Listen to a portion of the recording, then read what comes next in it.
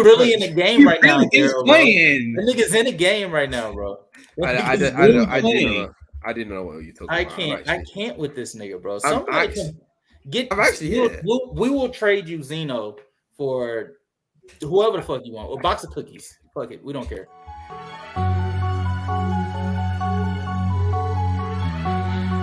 Talk about that. If that's where you going with that, we going with the team. He about to go play in Australia. Hold on. Don't bring him up no.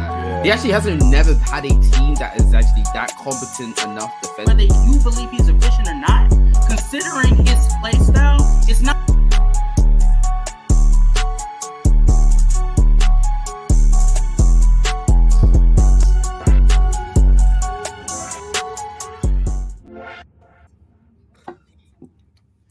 Yo.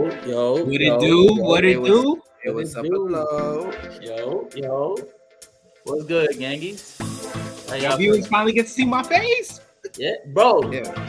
Daryl got a laptop, man. Daryl got a laptop, man. Daryl got a laptop. This is my school laptop, but I was like, you know what? School laptop. I was like, I'm gonna use it more. So, I mean, if y'all, I'm not gonna go lie to you guys, but you guys will find out because lately people been asking me like, why the hell am I looking to my left? Which y'all will find out. So I have a big laptop. So this big laptop right here, and then to my left, I got. You got multiple screens, don't you? Baby laptop, and I got a monitor that I'm looking at above you guys. So, yeah, I get the vibes. School laptop comes first, though. I ain't gonna lie to you. If anybody does not know, Chromebook is the way to go, bro. It's the way to go. It is the way to go. Gotta get you one, Zeno. Yeah, for sure. Hey, what was the random Zeno there? What's going on? Because we've been waiting for you to get a camera, everything, and we still seeing freaking your scrub players on your screen. Scrub players coming from the Lakers fan. Where are you at in the league right now? Tell me. Reminder.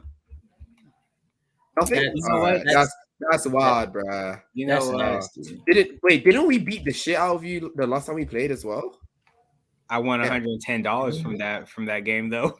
What is going on? Bro bet on his own. It was called bet against his own team. L teammate, man. Actually, no, I didn't bet against my own team. The only bet I made for that game was that Joel Embiid would get a triple double on us, and he did. That's wild. He said, yo, I believe that Joel Embiid is gonna beat the shit out of my team. I mean, you're right. I don't know what the hell is going on here, Chad, but like it turned it turned from like a shit on type of situation to like, oh, okay, so yeah. Like what is going on there? Look, let's just get Joel Embiid won't be MVP. Now he do got a point about that though. He do got the only reason why Joel Embiid won't be MVP is games played. Well, niggas feel like that was a sympathy MVP and they don't want to give it to him. And we're keeping it a stack, but we'll get into it. But let's start off first talking about our boy, none other than Mr. Ja Morant, bro. Like, if things couldn't get a little more stickier. Man, Ja comes out with a shoulder injury. Now, we understand that this happened like a while ago. I want to say probably about a couple weeks ago. But I just wanted to get you guys' thoughts on it real quick. Daryl, what do you think about the injury and how it could play a part in for the Grizzlies or the NBA? Like, what's your thoughts? It's devastating. When I heard the news, it kind of crushed me because, you know, he was already out for what was it, 25 games? Mm-hmm. And then the hype of him coming back, it definitely did bring the views of the NBA back because everyone's excited to come watch Ja and see what the Grizzlies are about to do once he gets back. And they were looking very electric once he came back, winning games that, you know, they were losing without him. And so when he went down with the injury, it kind of was like, you know, Memphis was in a drought. And then once he comes back, then it was like, all right, there's some hope. And then once he got hurt, it was like, all right, this is just a year where we ain't making the playoffs. And I think that's where this team is in. I think Memphis, they're in a point now this season where they're like, we got to find who our number 2 guy is that can fill in for Ja. So when next season comes, we can see how they pair together with Jaren Jackson Jr. Mm-hmm. And I think you go on from there. But I think right now this organization and fan base knows this year isn't the year. Yeah. Yeah. And I to me personally, I just feel bad for like NBA fans in whole, because we're getting robbed of what was like, it started off, it was like a Cinderella story, low key. Like Ja came in, and the moment he came in to Grizzlies locker room, which, like, let's be honest, like they stunk. They were trash. And Ja comes into that locker room and had like I'd say it was one of the greatest return games I've ever seen in my life. Seeing him come back, and I think against that Pelicans team, like he was getting to the rack. I want to say probably about 10 times. I think he got more than 10 times probably. I'll check and make sure. But like, just long story short, he played phenomenal in that game against the Pelicans, and then to top it off with a clutch floater that, truth be told, like it was a Ja-esque like basket to sort of just send the game Memphis's way, and then for him to then run off. I think he proceeded to run off, like, I think they were like 6-3 or 7-2. Check and make sure. But yeah, he went 1-4 us 2. They went 6-3. They went 6-3. By the way, he got to the rim 15. Was it 15? No, he got to the rim 19 out of the 24 times he shot the ball. Or of 19 of them. Hey, what's going on, Mr. Randolph? 19 of them was at the rim. So that speaks to how dominant he was, like, from the moment he entered back. And make no mistake about it, the reason that they won those 6 games, and every game that they won during the time he was there was 100% because of Ja being on the floor. They do not beat the Lakers if they don't have Ja being there putting pressure on the rim. They do not beat the Pelicans if they don't have Ja there putting pressure around the rim. Even the Indy game. People I don't know if you guys watched that Indy game. I watched it, and the Pacers just could not get over the Ja effect. Like, Ja was literally putting so much pressure on Indy's defense that even if they got a bucket coming back down, the Grizzlies knew they had a guaranteed bucket with Ja going to the rim. And most of the time, Ja didn't even shoot the ball. He just put the pressure on the rim and created opportunities for everybody else. So that's what they're going to miss. But I feel like the NBA is also going to miss it from the standpoint of, man, it gets boring around this time of the season. Like, leading up to the All-Star game, this is the part where, like, it's not much to talk about outside of, like, you know, if you're a fan of a team and, you know, they have drama, a lot of Warriors, a lot of Lakers typically. You know, shout out Daryl. You have, you know, like, there's certain, like, unless you're a fan of certain teams, like, it gets really boring around this time. And Ja's story was one of the main things that had the NBA world on notice. Like, everybody was paying attention. And so the fact that he doesn't, he's not there, that's a tough blow. That's a tough blow. Zeno, what you think?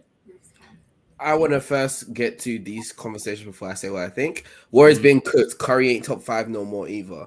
Top 5 in the league or top 5 guard? I'm guessing. Oh, never mind. He says it here. He's not even a top 5 guard right now. That's crazy. So, that's crazy. You're overthinking this stretch. This is something that Curry goes through every season. Like, Curry around this time of year starts not shooting as effectively as he usually does. If you want to check, go check every season essentially. And what I say is true. around I want to say December-ish to like January, February is when he starts not being his usual self. So I think you're overdoing it. And then not top five anymore either this season. I say that because his playmaking is on a decline. His on-ball scoring has taken a decline. And then because of the fact that one, he can't score as well, and two, his ball handling is also on a decline. And his defense. And his defense too. Like a lot of his, pretty much every part of his game is pretty much taking a decline. Other than his like real shooting, because I don't think his shooting's really changed much. But even still, Zeno, like okay, I'm guessing that Land is speaking about Shea, right? Shea's taking the leap. Luka also being ahead of him. But after those two, who are you just like sold on that just providing what Curry provides? Watch him say Ant. If he says Ant, are we just gonna act like that nigga didn't just miss? Like that nigga didn't just miss 3 straight free throws in the clutch? Is Curry doing that? Hey, is he going by saying Tyrese Halliburton is better than Curry? Please don't start pushing the Tyrese Halliburton like agenda. We hear too much of that fraud. Too much. Fraud is crazy, but fraud.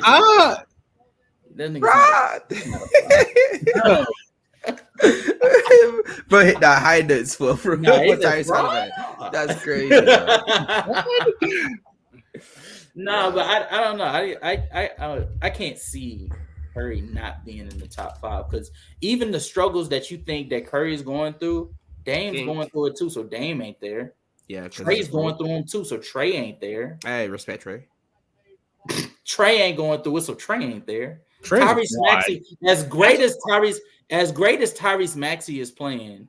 Why is Tyrese Maxey in these conversations? He's not supposed to. That's what I'm saying. That's what I'm saying. As great as Tyrese Maxey is playing right now, Tyrese Maxey is not playing to that level where he's providing nearly as much as what Curry's providing. He said 26 points, 4 assists for Curry. He said Spider ain't struggling. Spider ain't struggling. God. No, Spider. No. He's been. Yeah, Donovan Mitchell finna have to get slander right now.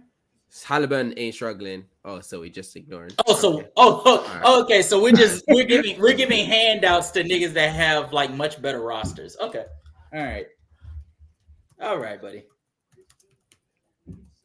I'm guessing he's gonna say Murray is top 5 too. Ant-Man has not been struggling. They've been the number 1 seed. They've been the number 1 seed because of their defense being amazing. And offensively, if that offense is moving you, even with Anthony Edwards playing how well he's been playing, I don't know what to tell you. I wish Curry had Jaden McDaniels by his side. Had Rudy Gobert by his side. I have a question for you guys. I just want to make sure you guys understand this.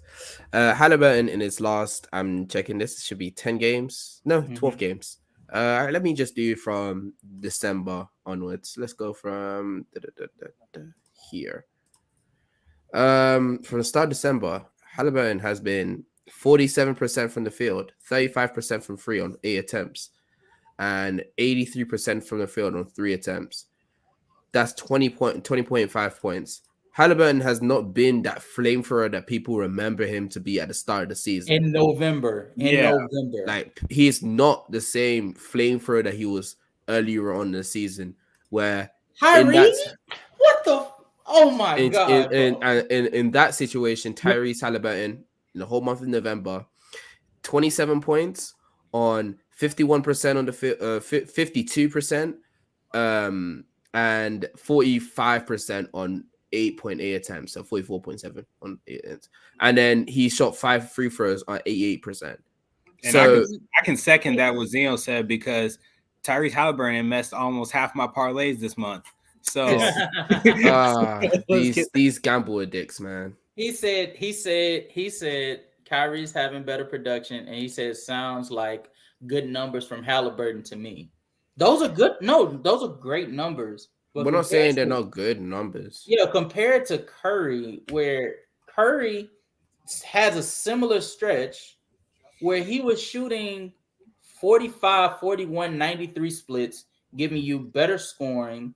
He was giving you facilitating abilities in the start of November. So the same month that you're referring to Halliburton, to why his numbers look as great as they do so far this year. Because those, make no mistake, that November month, that carries Tyrese Halliburton's numbers right now. That's how fantastic he was playing. But even with that, Curry to start the season off was not as bad of a defender as he's been. So from December on, his shooting better from the field. I'd say Tyrese is shooting better from the 3-point line, so I'll give him that. But the creation, like the spacing on teams is just like it's miles apart. By the way, Zeno, yeah, go ahead. I was about to say this. So his comment about Kyrie, you got to think this is Kyrie when Luka was been out. Kyrie wasn't putting up these numbers that he's talking about now, because I want to say Kyrie the last 5 or 6 games has been scoring at least 20 to 30 some points a game, and this was without Luka. Now Luka's back in the picture. Is he going to keep doing the same thing? He is. I mean, is Kyrie?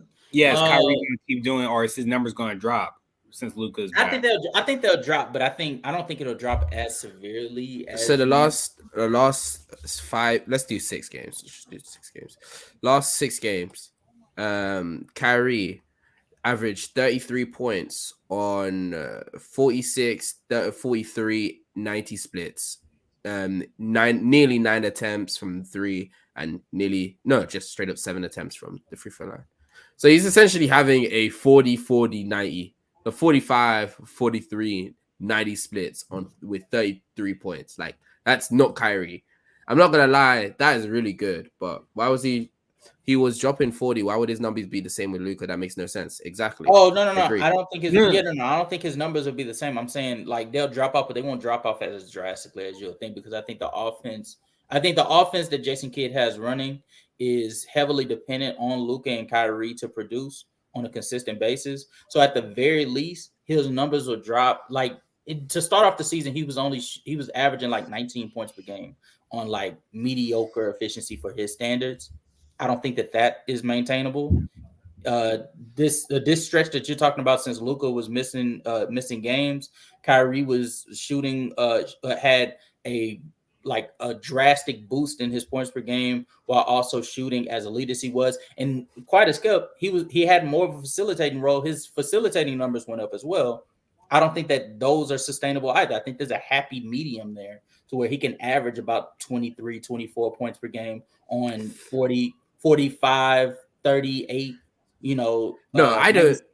The thing is, what you're saying is, I don't mind the 45, 40, like 89. But that's more Kyrie to me. It's the volume that he's doing that, and that's I think it's not him. He's not gonna be averaging nearly 33 points. He's gonna be averaging 25, but on the split 25, Yes, exactly. That's what you said, but you said nearly. That's why I was confused about that. Oh, and no. And that's why he said. I think that I think 30. The 30 plus is crazy, but 24, 25.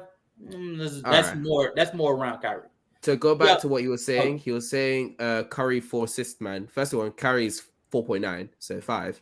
2, Curry is and secondly, Curry is dealing with like roster, not even imbalance, just roster. That's what I'm looking for. There's just a lot of things just going through. He has a dysfunctional roster. That's what I'm looking for. Yeah, dysfunctional roster. Draymond Green in and out of the lineup. Andrew Wiggins having one of his worst seasons as a pro. We had who else? Who else do you have on that? Clay, who's being a terrorist on offense. Oh my gosh.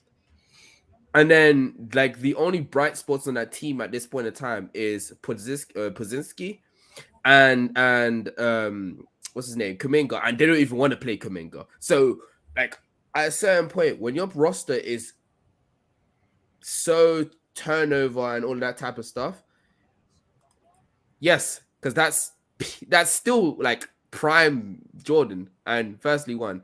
No one's gonna be roster imbalance in 96. Wait, 96? You mean 96? The year that they got Dennis Rodman? I just realized. No, what's 96? Hold on. I'm gonna pull that roster up now. First off, Bro, what are we talking about here, bro? 96. No. Yeah, it is 96. Yeah, that's the year they got Rodman. What? Yeah, no. He might be talking about 95. That's what if you're talking about but 95, that makes sense. But that was the first year that Jordan came back. 97. I meant Pippen was out. Oh, okay. So we're talking 95. No, he's talking about 96, 97. You're talking about 90. Yeah, Oh, you're talking about okay. 96, 97 season. And I just want you to know, I just checked 96, 97 season. Pippen played all 82 games. So I don't know what you mean. I think he probably means 97, 98. 97, 98. Right? All right. I'm going to give him the benefit of the doubt. I think he means 97, 98. Because you're right. 96, 97 roster. 97, 98. 97, 98. Scottie Pippen didn't play a lot of the games, but literally everyone else on his team was relatively healthy. So him and Rodman carried is crazy. And the funniest part of it is that the season before that, Rodman didn't play as much, Kukoc didn't play as much, Luke Longley didn't play as much. So they're having to get more production from their from their bench players. So, like, I don't know what to say to you. Like, no, but hold on. Kukoc is a bench player. I know that, but Zeno, why are we even arguing this? You're comparing the greatest of all time and how he was able to persevere, which is why he's looked at as the greatest of all time. Agreed. And you're comparing that to Stephen Curry, who's like that. Those are two drastically different players. Like Michael Jordan could endure that. LeBron, even in 2018, was able to endure multiple roster flipovers. Curry is not the first and second greatest players of all time. So why are you even going there? Well, you can say top 10 standards. I guess that's just you, but I don't hold Curry to GOAT standards. So that's just me. Okay. For example, I don't think that those are top 10 standards because I wouldn't. Truth be told, I wouldn't hold Michael Jordan or LeBron to those standards. If LeBron got knocked out in the first or second round, I don't think anybody would look at LeBron if he produced the way he produced and they still lost. That was a failure on his part. No, that was just a bad roster that he was on, and he was not able to endure.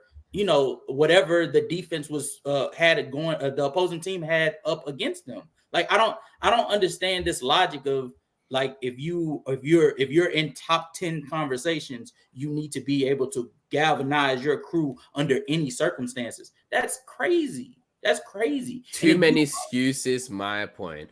All right, let's move back to what was talking about. What was the conversation we were saying? We're talking about Ja Morant. The conversation was over Ja Morant's shoulder injury. Oh, we just need your take. Let me. Don't put my troll hand on and be genuine. Okay, it's tough. It's tough that really when they were trying to change their season and turn it around, Ja Morant then goes down the shoulder injury. That's gonna be ending his year this season, and it's gonna take him long to rehab. As you said and you stressed, that offense looks very, very not even pedestrian. That offense looks so horrible without Ja Morant's rim pressure, his ability to make high level reads, even though I hate on him. God, I don't like how I'm speaking nice about him. Anyways, yeah, the ability to make high leverage reads, whether it's dumping it down to the big man after penetrating or getting deep into the getting deeper into the paint, and just his ability to just play make and hit pretty much every pass you want. That's something I have to say about Ja, and I have to give it to him. His vision and his ability to read defense is really good for someone his age already. But at the end of the day, that's pretty much the end of the Grizzlies, because I just don't think that the Grizzlies really can do anything about this. One of the biggest bright spots, though, is Gigi Jackson. I thought you guys were going to talk about him. They brought him up from the G League, and he dropped 26 on some team. I can't remember. But Gigi Jackson, no? Doesn't show up. Okay, we have to go Memphis Grizzlies. But the fact that that there's more and more players that he's called Gregory Jackson. No wonder. Anyways, the fact that he's able to Gigi Jackson the second. No, on Basketball Reference, you have to actually type in Gregory. Gregory Jackson. Okay. Yeah, he's averaging like 6 points on 45, 47, 68 splits. Mm-hmm. And he's getting more minutes though. He's averaging 12 minutes a game. Mm-hmm. Because after John Morant got injured, they essentially start bumping up his minutes more. So I want to say since the 9th, he's been getting progressively more minutes. I mean, for the past 2 games, they played him 10 and 18 minutes, but the notion of them actually putting him onto the floor and letting him understand the game more and, play off of that's the whole point of it. And the fact that he's actually being able to play in the NBA and play against all these NBA level players is going to make his game better and make him a better player down the line. I haven't seen much of him. I'll keep up. I'll pay attention to him and I'll check to see. And to see like in the future what his strengths is and what he's not. Like looking from his game stats, it looks like he is a shooter. 5 for 8, 2 for 4, 2 for 2. Yes, 2 for 3. Like he just looks like a shooter. So, I'm not gonna sit here and tell you that I know anything about him. But hey, at least there's some type of like bright spot in this like bad season.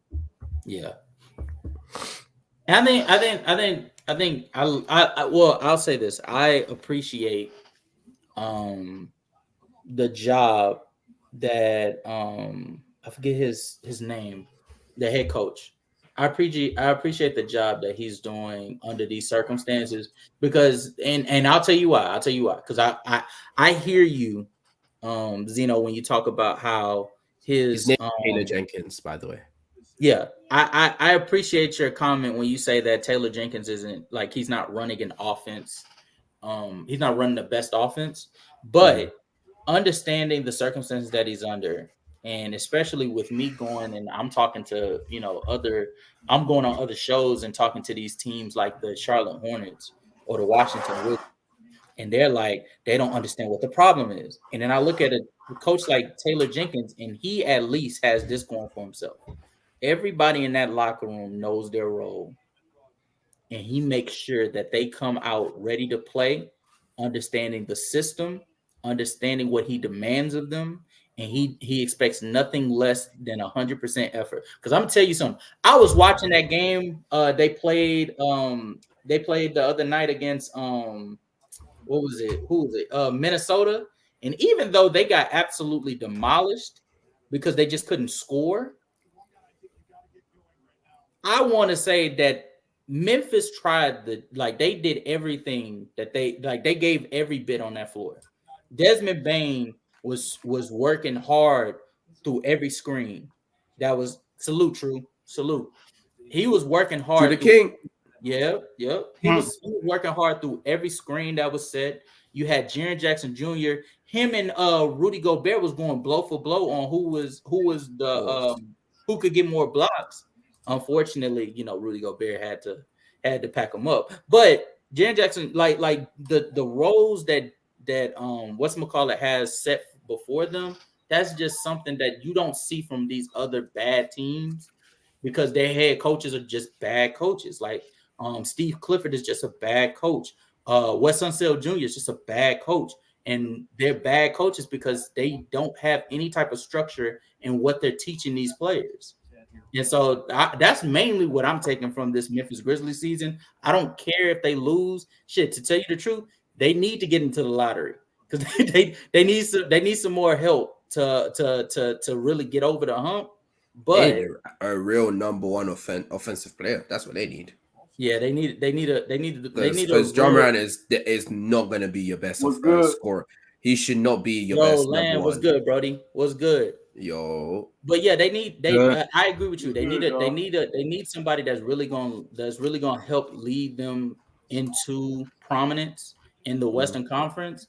But until then, just going throughout the season, I'm really impressed with what the head coaching job that Taylor Jenkins has done, because it could have been way worse than what we're seeing right now.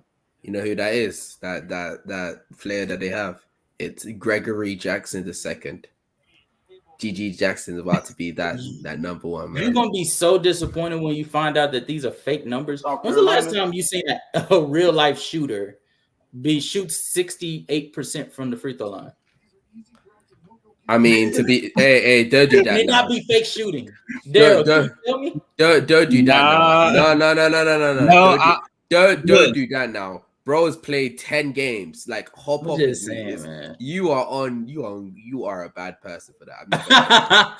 You brought him up, Zingo. You brought him up. You're wrong. Yeah, I'm just saying, bro. I'm just saying. When's the last time we seen that? You are actually wrong. It hasn't been a lot. Hey, I got a question though, casual. What's good, gang? How you got Shea over Curry, but Shea ain't performed in the playoffs yet? You say he hasn't performed in the playoffs yet? As the number one, yeah. Yeah, no, I don't have Shea over Curry. I understand. He hasn't had a playoff performance yet. Yeah, and I'm not putting Shea over Curry yet either. I said if somebody came, if you feel like Shea and Luka are over Curry, I'm open to that, because like I'm okay with that, because those two are playing better than Curry severely. But other than that, everybody else, no, not right now.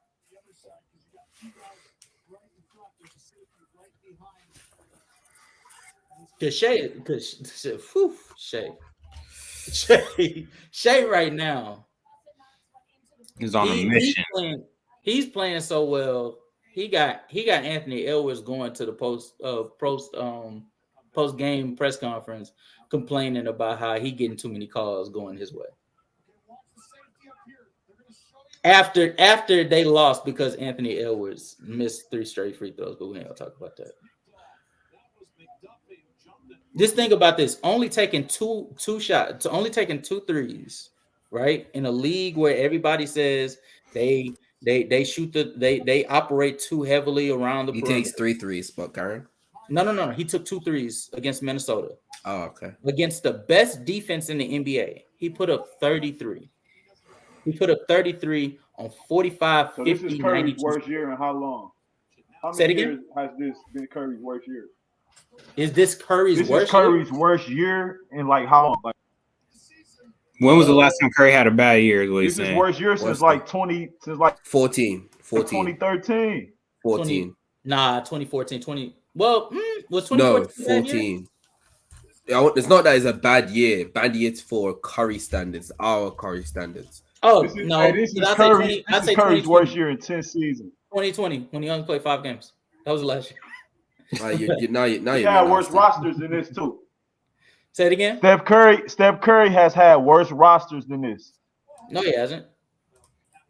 2013's roster was No. better Steph has had I can worse tell you. rosters than this. Wait, land. The only roster, while Curry has been Curry, the only worst roster that he's had was the 21-22?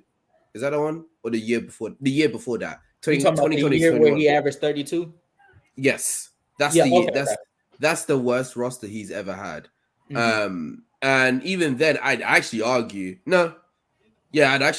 that I think that this roster is starting to shape up to be even worse than that one, strictly because of the amount of people his best players are actually even playing.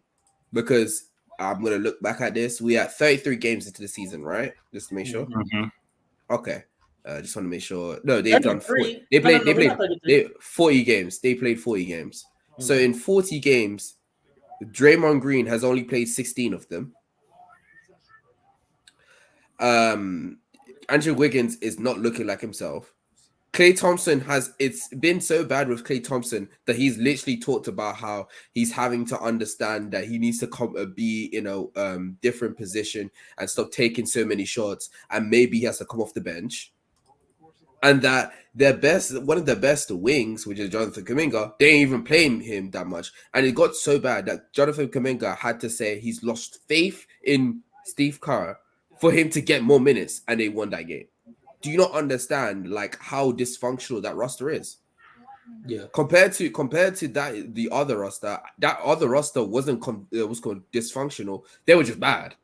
So yeah, because you could still argue that as bad as this team was, as bad as this Warriors team in 2021 was, because I'm looking at the roster right now, as bad as they were offensively, defensively they had some pieces. Andrew Wiggins, Draymond Green, Kelly Andrew Wiggins Oubre was not the Andrew Wiggins you think of right there. No. Well, that year, the 2021, Andrew Wiggins was playing good defense. He wasn't as good. He was good.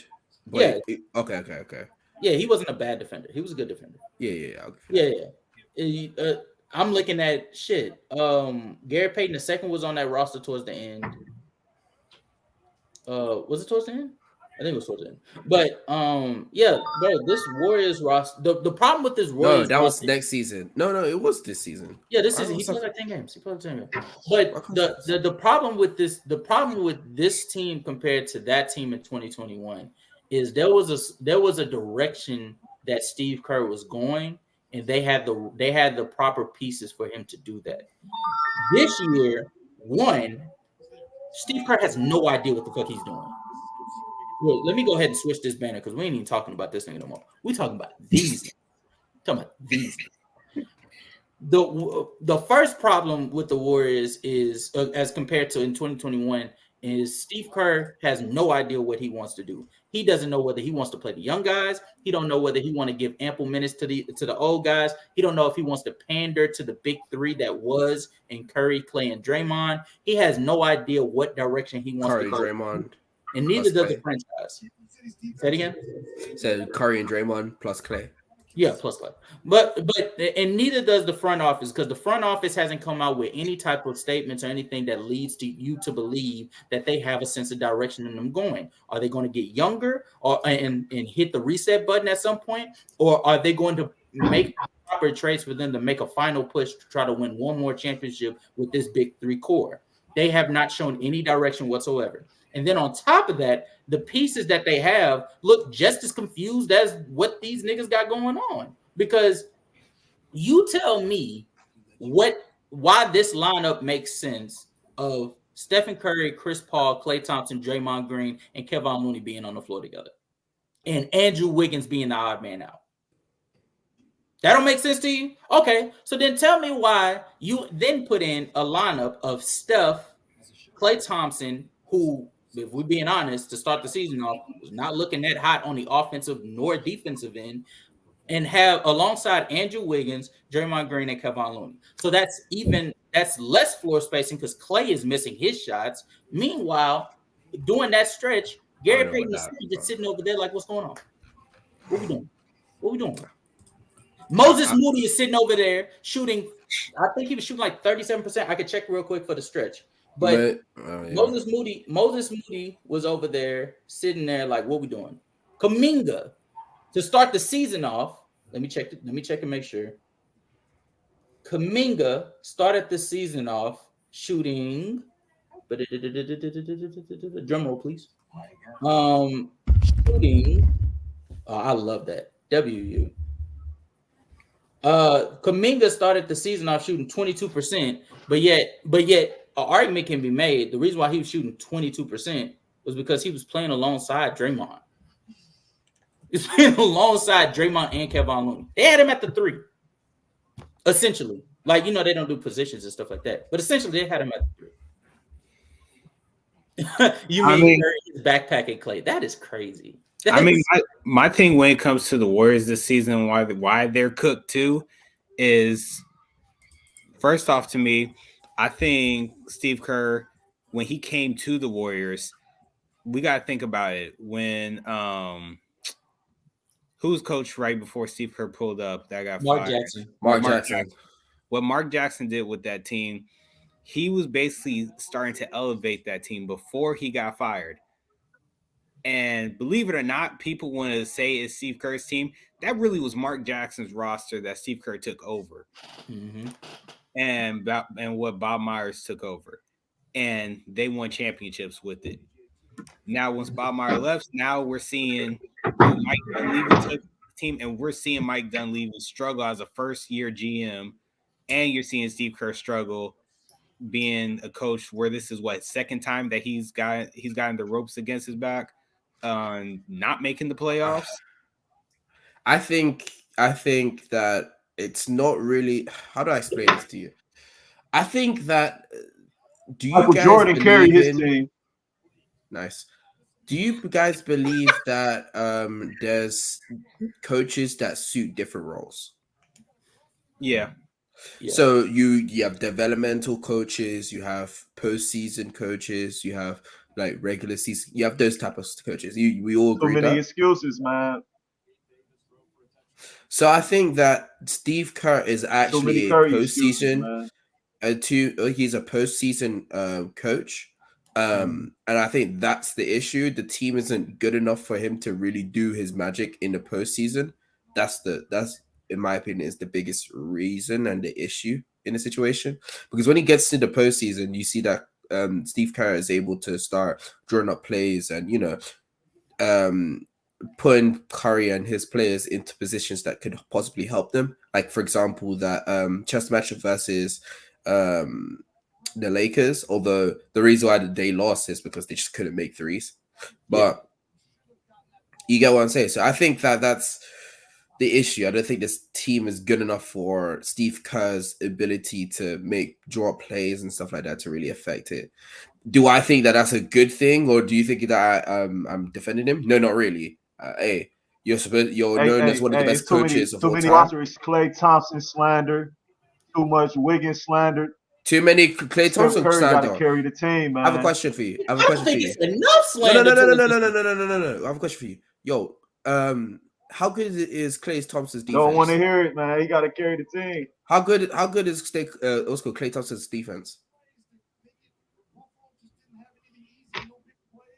Klay Thompson not at his prime. He not, you know what I'm saying? He not. How good is Klay Thompson's defense? Is he average, above average, good? Is he below on average? On the grading scale, I give it a C. So below average. He an average defender right now. He is more than average. But he an average defender. No, he's not an average defender. Especially how Steve Kerr uses him. He uses Klay Thompson to guard power forwards. I hope you understand that.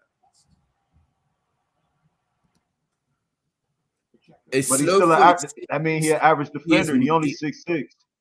A 6'6" slow-footed defender having to guard big power forward wings or small forwards. You think he's done an average job this season?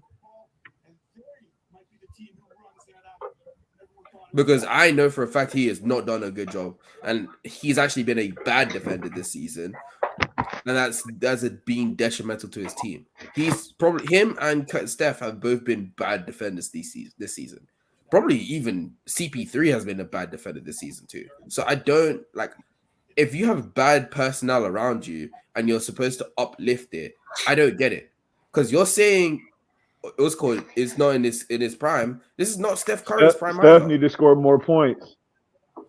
He only averaged 26. That's the craziest shit I've ever heard, bro. So Steph needs help. He needs a bench. That's where it comes from. Bench. He needs a team. I mean, but we got to think about those rings that they won. Look at the bench that they had with that team. Their bench was putting up points as well, and they played defense. When you have Barbosa there, and that whole roster they had there, West Barbosa. That team played defense coming off the bench, and it gave them an extra spark. This team they have now, you don't get that extra spark where you can put your bench in the second quarter and say, we know you guys are going to keep the momentum going. It's not there. They also don't play Trace Jackson Davis enough. That's the other issue. I don't know why, but yeah. Yeah, they don't. They don't. They should really play more minutes, man. They need to play a good rim protector who also has some post moves, who's good in the pick and roll. Like he should be playing more minutes. I don't get it why. I ain't gonna lie to you. You know, and I hate to say it. Jordan Poole makes this make sense. God, fuck. Like Jordan Poole makes this make sense because there's no reason why there's no reason why GP2, like with how good of a perimeter defender he is, can't get enough minutes just because he's not a good enough floor spacer. Like there's no reason. I mean, what some of this stuff is unexcusable. Like Moses Moody. Moses Moody. There's no reason for him not to get minutes. Period. Like he's only averaging 18 minutes. I think that's underselling him. And Kuminga's averaging 23. But I think that's underselling him, and I think the only reason he got 23 is because he started bugging out. Like I think the fact that B Pods is getting more minutes than GP2 is criminal, and a large part of that has to do with the fact that Jordan Poole is gone. So that's an extra floor spacer, extra shot creator, extra ball handler that you don't have on this team, and it just makes the roster at hand not make sense. Especially when you add to the fact that they don't have a lot of other things going for themselves other than the fact that their offense and their ball movement was elite. But if you don't have the floor spacing and you don't have bigs, they're having to rely on Dario Saric to give them proper minutes. That should tell you where they are right now. And so putting all of that on Curry land, bro, that's nasty, bro. That's nasty. Because you know full well when you told me he's a top 10 player of all time. Say it again.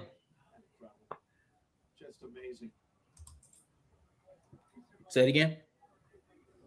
You told me that he was a top 10 player of all time. Arguably a top 10 player of all time, yeah. Yeah, that's fine. You told me he was top 10. Yeah. Okay. Right. So too many excuses, man. I'm not understanding why you're doing this when the people that are outside of the top 10 have went through these same like issues. People that are in the 10 have gone through similar issues. Hakeem Olajuwon no is Klay in the Thompson. 10. No Klay Thompson slander allowed, man. Like Klay Thompson was out there guarding Kyrie Irving. He was out there guarding all the tough guards when they on their finals run. Now y'all want to slander Klay Thompson. My question is now, how is he doing that this season?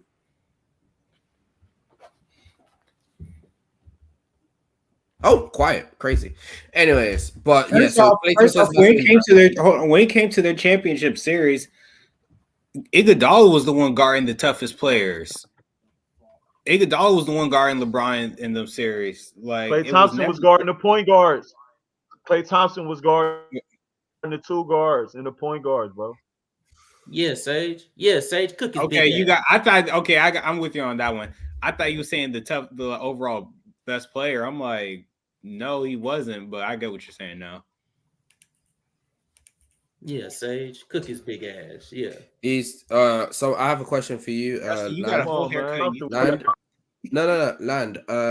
Someone in the chat says, is Kareem therefore not a top 10 player since he missed the playoffs?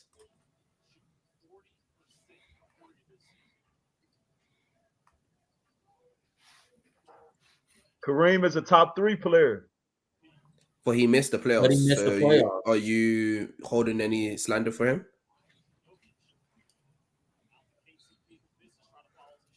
Kareem is top 10. But he missed the postseason. Kareem is already solidified in top 10. Like Curry is like arguably top 10.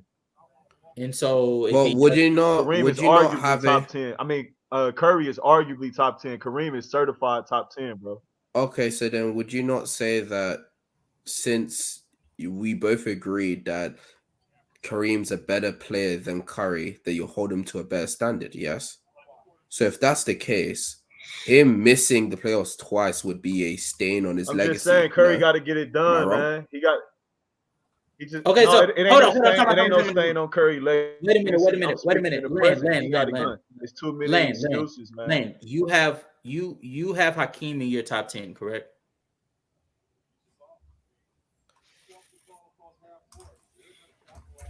Maybe. Like maybe he could be. Maybe is crazy. He over Curry though. He over Curry. Okay, that's fine. I'll work with that. Okay, so if Hakeem is over Curry, do you understand? Because let's understand this. The Warriors aren't out of the postseason run. They're only like, I want to say 2 games out of the play-in. So let's say he makes the first round. Let's say he makes it through the play-in. He gets to the first round. He gets knocked out. Are you then going to hold that against him for why he can't trump Hakeem Olajuwon?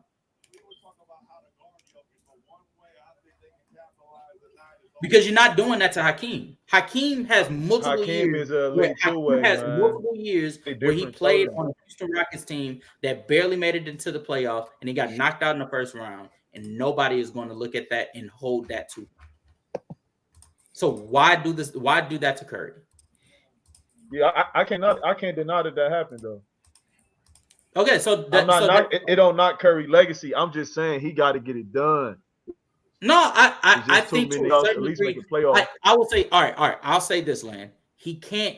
They can't lose, and he underperforms. Like he can't continue to have these lapses of like his bad defense along with his offense and this stretch of where like his efficiency is like wavering. That happens every season. People just don't talk about it. No, but you understand, Zeno, just like I understand that Curry back at that time, he was able to offer something else. Like if his efficiency wasn't making the cut, he was able to leverage it with playmaking. He was able to leverage it with his defense, like his average defense. Like he was able to find some way to assist his teammates and being able to pull the win out one way or another. This year, if his efficiency isn't Curry-esque, he's not giving you that much. Now, you can argue because he has certain teammates, those responsibilities can't go to him. Like him having Chris Paul on the team, that does play in hand in him not having as much of facilitating responsibilities as he once had. So I get that. But that being said, though, that leads more to a reason for your efficiency to have to be, it has to make the cut because you're not giving us much on the facilitating level as much as you once did. You're not giving us much on the defensive end as you did in a couple years ago. So you have to give us your efficiency with your scoring. That just has to come. So I agree with Land on that. Yeah, fair. I do agree with that too. But I just also want to highlight the I'm bad. Just saying he got to get in the playoffs, man. Oh, that I agree with too. If he gets into the playoffs, if he gets into the playoffs, you good. You good. As long as yeah. Okay. All right. I think everyone still has them in the playoffs. Yeah, you got to get to the playoffs, man. You're talking about a top 10 player of all time. Me personally, I don't think he has to make the playoffs. Magic Johnson. But I do agree. Magic Johnson had better teams than this, but okay. Yeah, I agree. I disagree. I don't think he has to make the playoffs, but Magic Johnson might actually be one of the most privileged players of all time. Yeah, I do agree in this sense. He can't miss the playoffs and him play at this and him continue to play at this level. Holy shit, my fault. What the heck? You good? The man said he's better than Magic Johnson, man. Who said he's better? Because he said he's the greatest point guard of all time. Yeah. Okay. Land, you gonna stick around with us, bro? We got a couple more. We got a couple more topics.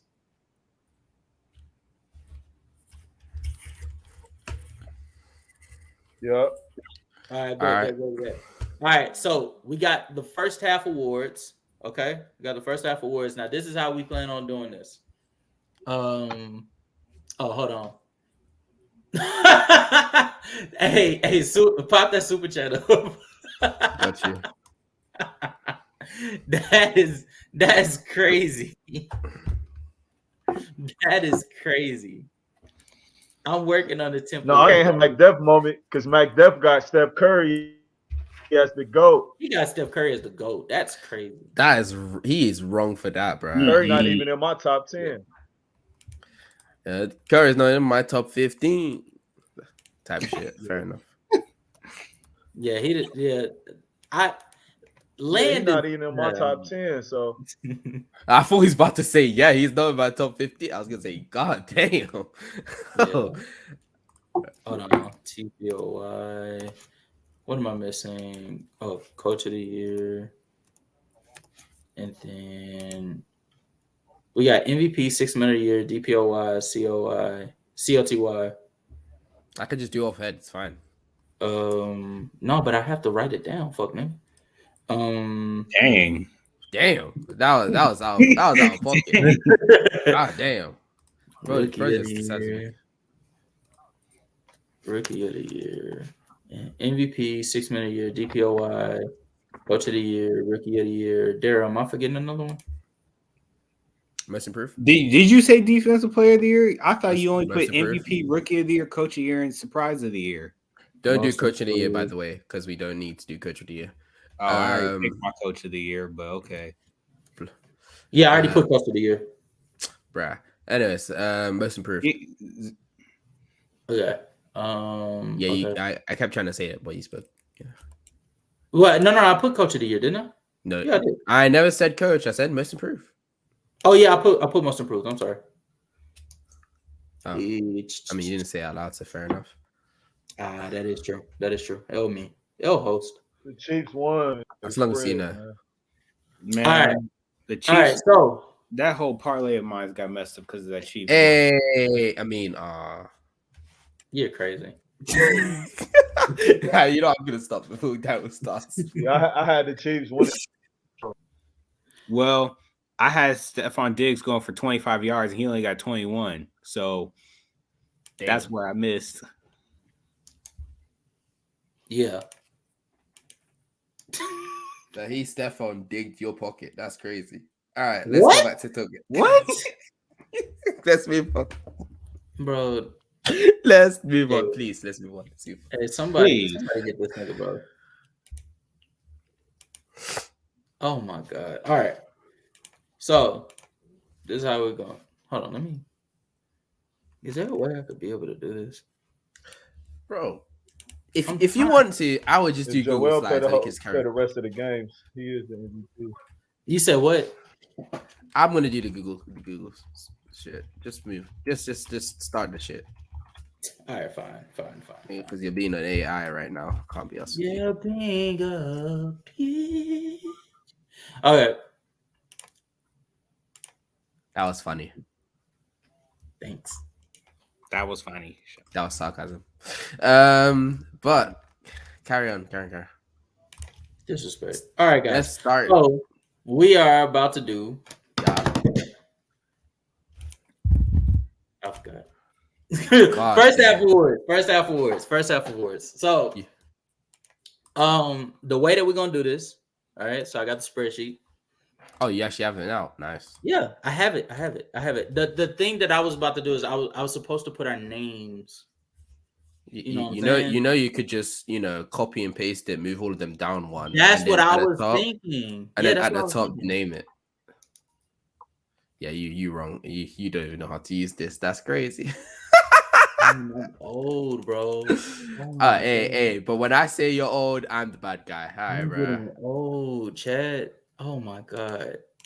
All right, we're gonna do it again. Fuck it. All right. MVP. No. All right, we're gonna do Coach of the Year. We're gonna do DPOY. We're gonna do 6 Man of the Year. All right, while he's getting these things out, let's start the conversation because we have too much downtime. Darrell. Yes. Who is your Coach of the Year and why? Coach of the Year. Fuck up, kid. OKC's coach, Mark Dagnall. How do you say his last name? Mark Dagnall. Yeah. That's my Coach of the Year. Obviously, with this team, I think he's an underrated coach that people don't talk about enough of what he's been able to do with this young roster, even with them making the playoffs last year, and how they're playing better this year than they were last year, especially Shea. So what he's able to do with that roster, I've been enjoying it from the games I've seen. So that's who I got for Coach of the Year. Can you spell my name right at least? Nigga, I know there's another L there.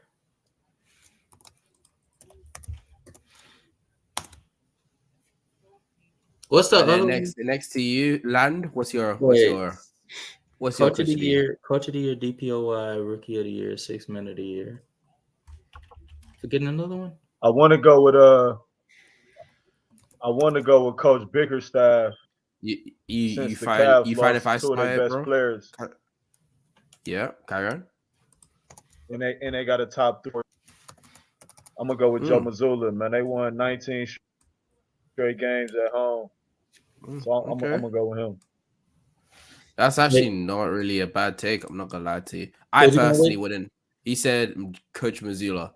Well, I wouldn't go for that just strictly of the sense that you've had the best team. You have the best team in the Eastern Conference, so of course you being at the top of the conference is going to be known. And I think they got the best chance to go besides the Bucks out the East. Oh yeah. I agree with you that they have the best chance to get out the East. Besides the Bucks is where I disagree with you, but yeah, I agree with you with that first part. Okay, so that's pretty much everything you want to talk about the Mozilla, right? Daryl said Mark Dagnall, by the way. Doug who? Mark Dagnall. Mark Dagnall. Just put his Mark D if you want to. I know you don't know how to spell Dagnall. You do know how to spell it. Oh wow. No, he spelled it wrong. Yeah, you spelled that shit wrong. Bro, I just told you to spell it. No, it's like It's DAIG. It's DAIGNEULT.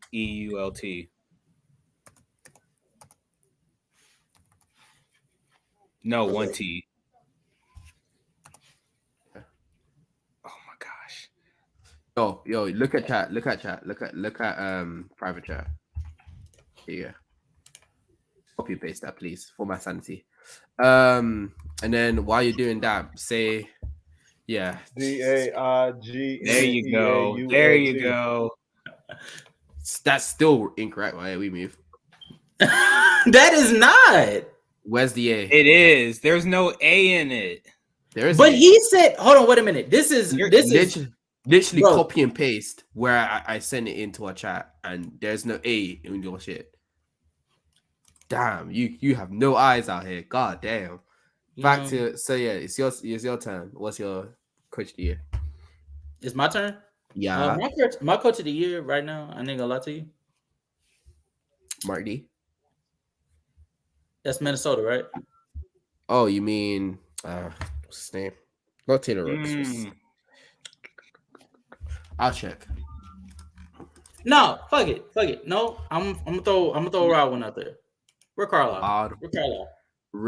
Actually, you're not that wrong for that. You're not wrong for that. I'm going Rick Carlisle. The reason why I'm going with Rick Carlisle is because I think the majority of the teams in the NBA right now are either underperforming, and you have some that's slightly. That's the name of the coach of Minnesota.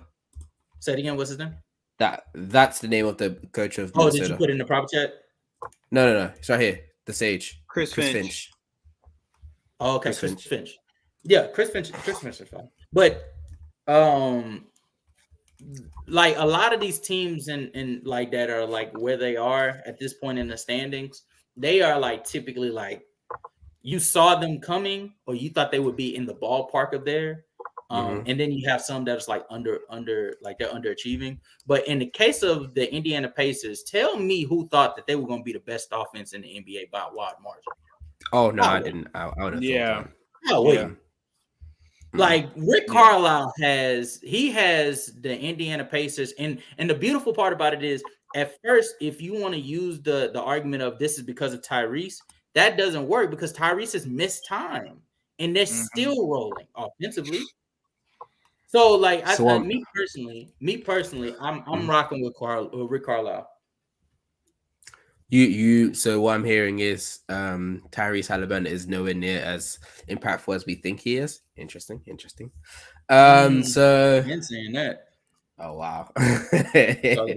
Talk about it. All right. So we now get to me and my pick. Shit sound like he farted. Is oh wow, that's not you're on dick. I was thinking between Mark Dagnall and Ime, because Make I'm a thinking pick. Mark. Make a pick. I'm No, thinking we're not doing no. Let me sit down and speak my mind, Jesus. But my reasoning is by the end of, we all knew. I think a lot of us had them in the top 8 coming into the season. I think I put them as like the 6th seed. I thought that that they would no, so I thought I put them in the 5th seed because I thought they were going to be definitely a playoff team this season. I knew that they were going to be a playoff team, especially with the addition of just having a actual good big. Because I already thought that he would come in. The person I'm talking about, Shet, I thought he would come in being really good, really great, or just good for a rookie. But he's actually transcended my actual thoughts of him. This is one of the best rookie seasons that we've seen. But I just thought that they're already on that uphill. But the fact that they are now they're the 2nd seed in the West, and they've been playing well and beating teams like consistently, and it's not even like it's fluky or anything like that. They've been like holding teams down and just belt to us, as I would say, or as Pat Bev would say. So I was thinking of them, and then I was also thinking Ime Udoka. I think people need to understand, although it's 20 game, what's good, they're 2021. The difference between 20 and 21 when they play 41 games compared to 20 and 22 and 60 last season is a huge difference. The fact that they already have 20 games already in this season is a huge thing that people need to understand. And the fact that they've made a lot of their strides is on the defensive end is another thing that people don't understand. The fact that they're able to be the 6th defensive team, the 6th defense in the league right now is all because of Ime's focus and his ability to be like, I'm putting Ime Udoka, by the way. I think the fact that Ime Udoka is bringing everybody and making sure that they know we need you to do your job and forcing them to play to what he needs to for them to have a top 6 defense when the season prior to that, albeit they have better defensive players. Like last season, they were 29th and now they're 6th. Yes, they did have additions in Fred VanVleet. They did have additions in Jeff Green and Dylan Brooks. But I'm sorry, those 3 players alone isn't going to get you from 29 to 6 without some mentality change from the rest of the roster. Alperen Sengun has been a better defender this season. Same with Jalen Green. Jabari Smith has gone better defensively. He's just gone better overall. In general. So like Tari Eason is still being that hustle guy. There's so much better things going on when it comes to the Rockets, and that's why I would pick Ime Udoka in my opinion. Let me ask you this: when's the last time a head coach won a Coach of the Year and their team was out of the playoffs? Never, in my opinion. If I'm correct, they have never done. So I don't think he will actually win it, but if it was me, I would give it. Yeah, I was just about to say if there was a head coach that could deserve to get considerations to be the first, I think Ime probably could fit that mold. Because I'm gonna be quite honest with you, the record does not do the Rockets justice. The Rockets they're not a team that you want to see. Hell, they put on a masterclass. I urge people to go and watch that Utah Jazz versus Houston Rockets game that happened the other night, because that game from start to finish was nothing but just like great plays being ran and great execution. That was those were textbook ways of executing a play on both the Rockets and Utah Jazz's side. It just I'm with you. Let's go Darrell, DPOY. What we got? What we got? Defensive player of the year next? Defensive player of the year. I got Anthony Davis. This season, Anthony Davis, surprisingly, even though everyone likes to make the jokes about him being injury prone, he's averaged on defense. He's really been doing well, averaging at least one steal a game and 2.5 blocks per game this season. Facts. So it's similar to, I mean, his career, close to what he's already done throughout his career, but we're talking about his numbers look arguably better than Rudy Gobert. And even though people like to keep saying Rudy Gobert should be Defensive Player of the Year, I just feel like Anthony Davis isn't getting the same attention because people are used to him not staying fully healthy through a season. Real quick before we come to you, Lane, we just want to get the super chats out the way. Yeah. He said, to Minor said you had the T-Wolves first. I think he was referring to me. I did at first glance, but the more I started to look at it, I don't think the head coach for the number one seed in their respective conference are always the ones that get voted for being coach of the year. For instance, I think the Sacramento Kings last year weren't the first overall seed, and Mike Brown got the coach of the year in large part due to the fact that he led a team that nobody considered to be that good to a seed in which nobody thought that they were talented enough to attain.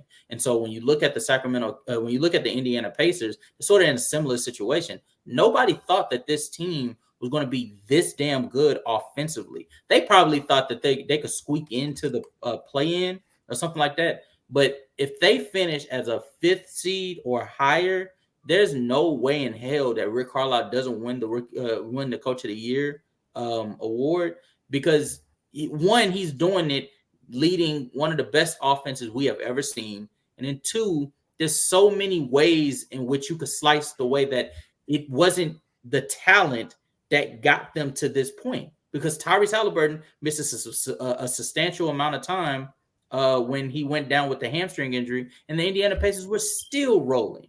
Like, Rick Carlisle is like massively underrated right now, and he's going, at the very least, should be in everybody's consideration for Coach of the Year. No, he won't be. He won't be that because he ruined DSJ. Anyways, Karen. Minor says no love for Ty Lue. I don't think it's that there's no love for Ty Lue. I just think that there's better candidates. I think the same job that you could say Ty Lue is doing with the talent pool of Russell Westbrook. I thought about picking Ty Lue though. Say it again. He thought about picking Ty Lue. Oh, but Lane, you agree the same thing that you could say about what Ty Lue is doing with Westbrook, Harden, Paul George, and Kawhi. Chris Finch is doing over there in Minnesota with a talent pool with Anthony Davis, Karl-Anthony Towns, and Rudy Gobert. Or the head coach for Oklahoma City is doing with Shea, Chet, and J-Dub. Or like there's coaches that has similar talent. Or they know Shea the best. They know Shea the best. Say it again. I just don't. I know that Shea think is the best player in OKC. Yeah, but I think one of the biggest issues is, for me, the reason why I would have picked them is because I had the Clippers. I believe I had the Clippers at 4. And they're at the 4th. Yeah. So what am I supposed to say? Like I can't say much about it. Like they are around where I wanted them. So shit, you should have seen them tonight. But I was gonna pick the Cavs coach at first. I was gonna. Y'all should have seen them in the 4th quarter tonight. Oh, damn. All right. So next I did that thing game is on my channel. I need to erase it. 22. What was it? 20. It was a 22. 24-0 run to end the game. To end the entire game. They gave you that belt to ass tough of. Yeah. Well, I ain't gonna lie to you. You want to keep it a stack? It started off with a 3 from PG. And then Russ was creating a little bit, but then Kawhi said, "Hold on, wait a minute." Kawhi said, "Let me wake up, bro." Because he said, "Wait a minute." Yeah, because at that before that happened, he had 7 points on the night. He was 2 for 11. Yep, he was 2 for 11, bro. He was playing like his legs wasn't under him. He didn't look like he belonged on the court for 3 quarters. Realistically, fourth quarter started. He was like, "Wait a minute, yo, game, but all right, yeah, all right. Let me win this game real quick." He finished the game with damn near 18, 20 points. I thought, I ain't gonna lie, I don't think we necessarily played bad. We just blew the game. That's all it was, bro. Like, I thought our rotation was good. Nick Claxton wasn't in foul trouble. I thought Royce O'Neal played great defense. I thought Lonnie Walker, DSJ, Cam Thomas, they all played great off the bench. They played very well together off the bench because sometimes we run that 3-guard lineup against other second units. A lot of speed, a lot of spacing, guys that could create, guys that could put the ball on the floor and play pick and roll, especially when Claxton is in there. Claxton gets easy lobs, bro. Like, he basically gets spoon-fed. Mikal played. I thought Mikal played great. Mikal started the game off guns blazing. I thought we played great up until the 24-0 to end the game. Like, that bad teams just find a way to lose, and right now we are in the shitter. It is what it is. Fair enough. Okay, so back to what we were talking about earlier. Since you two have came, what is your coach of the year and what's this guy's question? MVP? What's your name that I should refer to you as, bro? Come on, you know who it is, man. It's Ralph, man. Oh, it's Ralph. Okay. Oh, it's What's up, y'all? This troll. Okay. I'm no troll, but you got B-ball Paul, but you always talk bad about the Sixers, bro. Oh, you're right. Put Ralph's name up there, bro. No.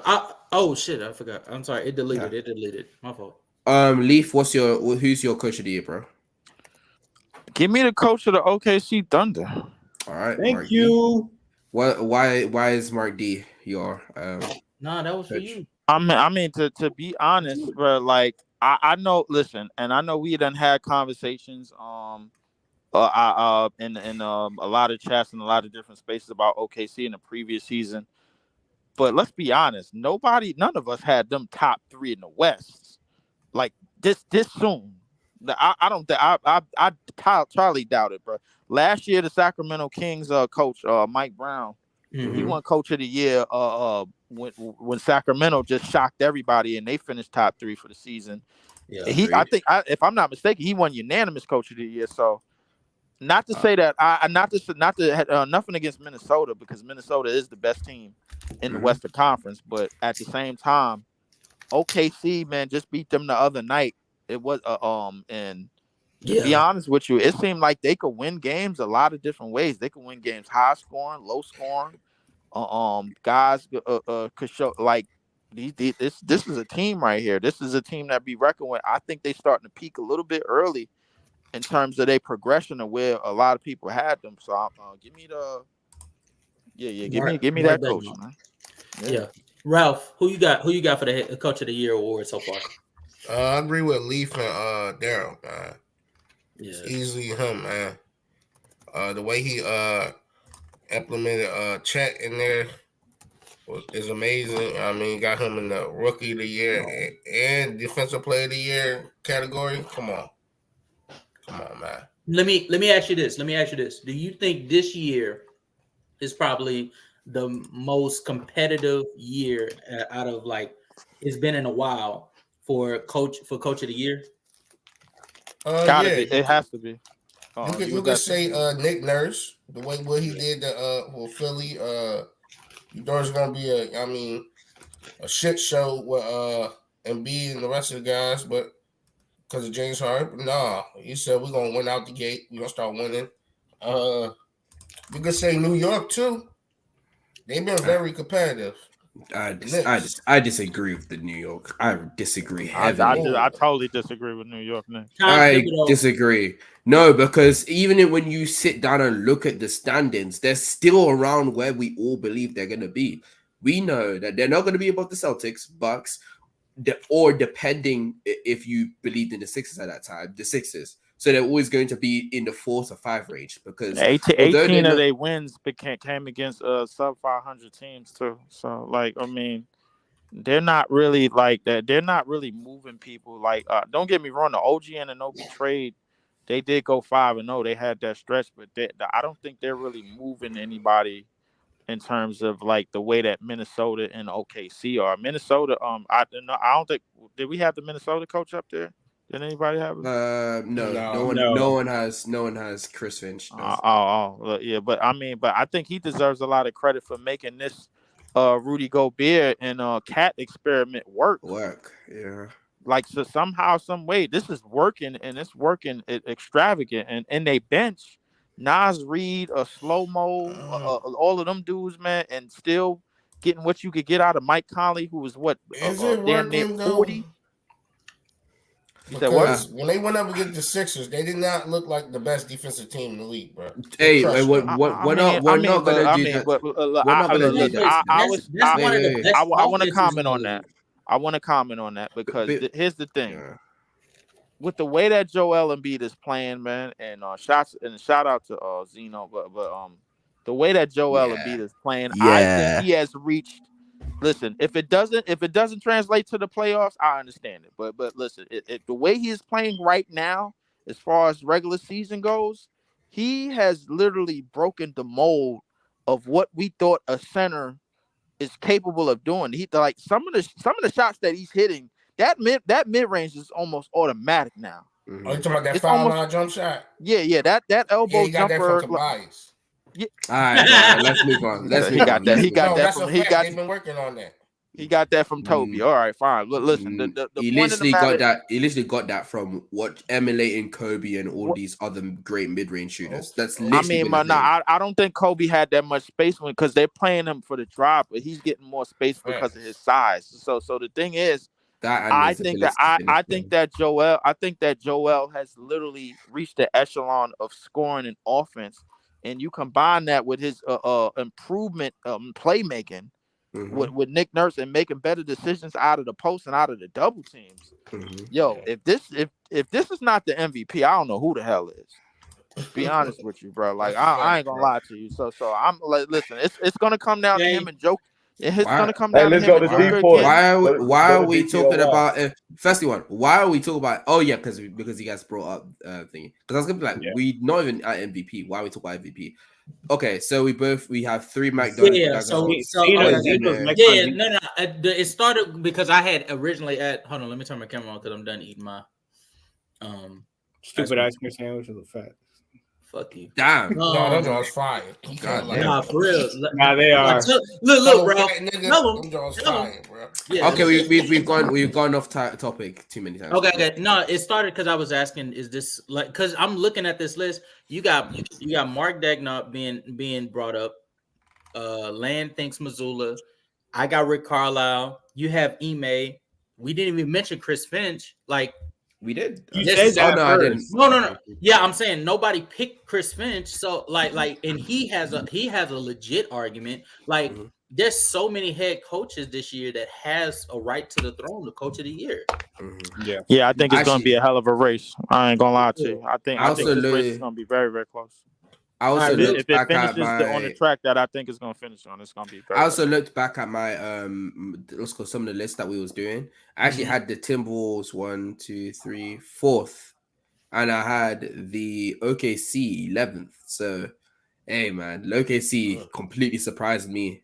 Yeah. I also didn't have the Clippers as high as I thought I did. I had them at the 7th seed. They were the 7th seed, but they actually but that was because we thought Sacramento. No, I had Sacramento at 6, so it's not that. I think the reason why I had them that low was due to injuries concerns. That's my reasoning.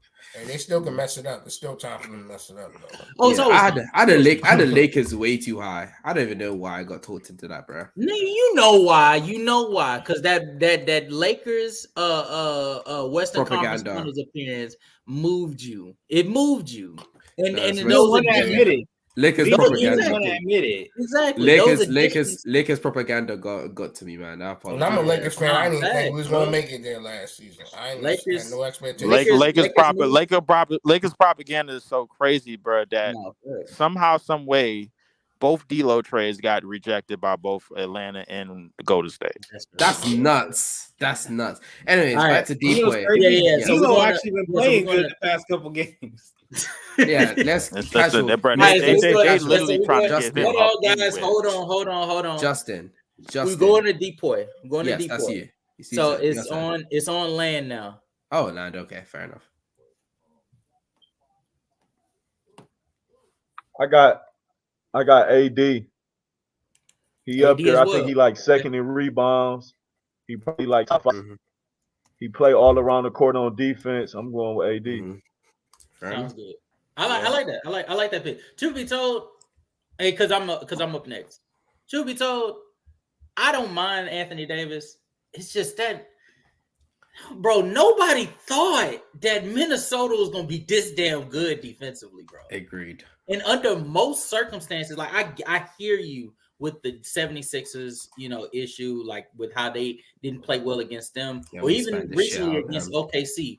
But those are some offenses that like they have rebuttals to your rebuttals. Like the Minnesota Timberwolves, for the most part, defensively, they've been stout in large part is due to Rudy Gobert. Rudy Gobert is playing so well. A team that had that same front court of Karl Anthony Towns and Rudy Gobert just a season ago was 10th. And they jumped all the way up to Cat first. missed a lot of games. Cat did miss a lot of games. And that's the only no. That's the only reason they were 10th. That's the only reason they were 10th. No, yeah, that goes to show you that they have potential to begin with, bro. Like that just goes to show you that they have potential to begin with. You guys are. I don't like how you guys are acting like this. Let's not act like it was called Rudy Gobert was being called washed that season. Stop it. That was not the same. No, Justin. No, I'm talking about them. I'm on your side. We need to understand that this is not the same Rudy Gobert. I wasn't calling them washed. I never said you were calling washed. I never said you were calling washed. I'm saying they were calling washed because this is not the same Rudy Gobert of last season. This Rudy Gobert is back to Jazz days. Like this is the same Rudy Gobert who can be. I agree. Okay, even if you think that, then that would have proved more. He's a little faster up and down the court. Exactly that, and also in pick and roll situations. Quiet as kept. For some reason, people always highlight that he get burned on the perimeter. He's actually one of the better bigs when it comes to being on the perimeter. He's always been like that. But people have only just seen the fact that the times he get burned on the perimeter because, they don't have any defense on this team. But we're on Jazz. Back to what I was saying. I think, well, to add to that, I think the fact that Cat is actually showing some effort with some help is the fact that it leads to the reason that he could take a little bit more chances on the perimeter than usual. You know what I'm saying? So because now if he's not in the paint, then Cat probably is. Or then don't forget about McDaniels, man. Somebody on that team is the player of the year. No, we agree. I agree. Sorry, I agree that he has great defensive help around him. But one of the biggest things is his ability to rim protect. He is the best rim protector in the league, and I don't think there's an argument. There is no argument, in my opinion. He is also not bleeding value like when he gets switched on the perimeter. He's not bleeding value crazily like that. He's actually able to play in a lot of different what's I'm looking for? He's actually able to play in more scenarios, yes, than you think he can. So he's actually a lot more versatile on the defensive end than he's shown last season.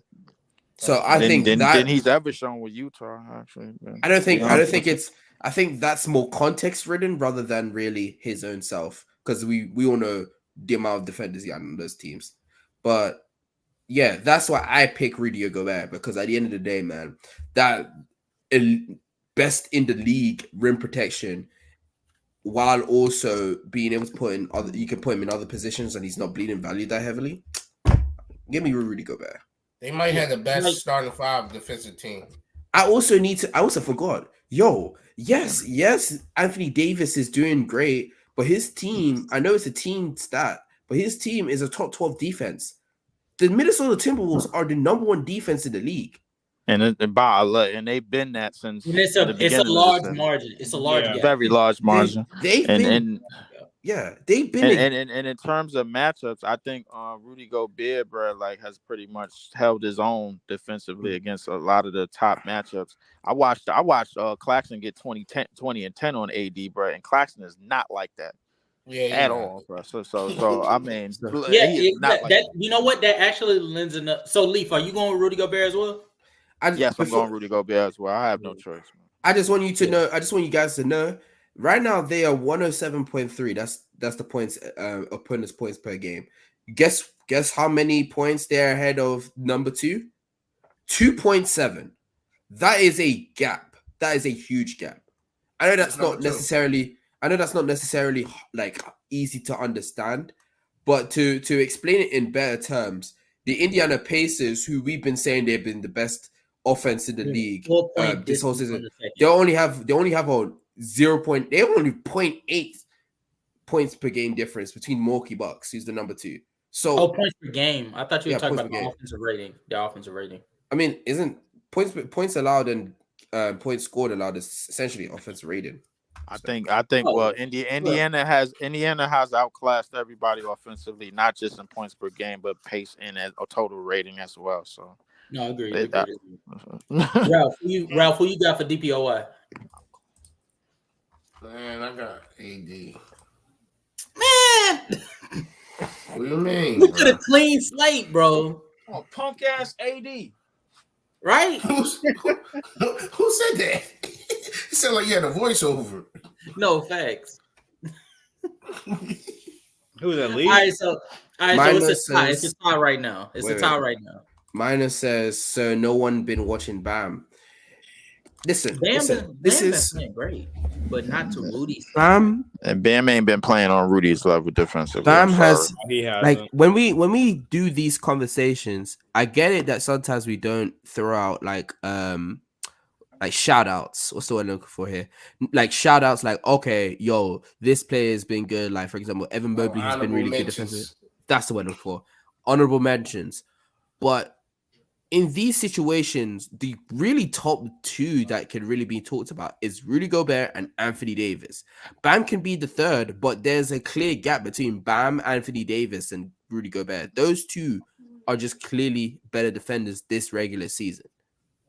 That's why no one said Bam. I agree. Yeah, it's like it's for. Oh no, I'm not gonna. I don't even think Bam number 3. I was about to get nasty. I think it's Embiid number 3. Damn.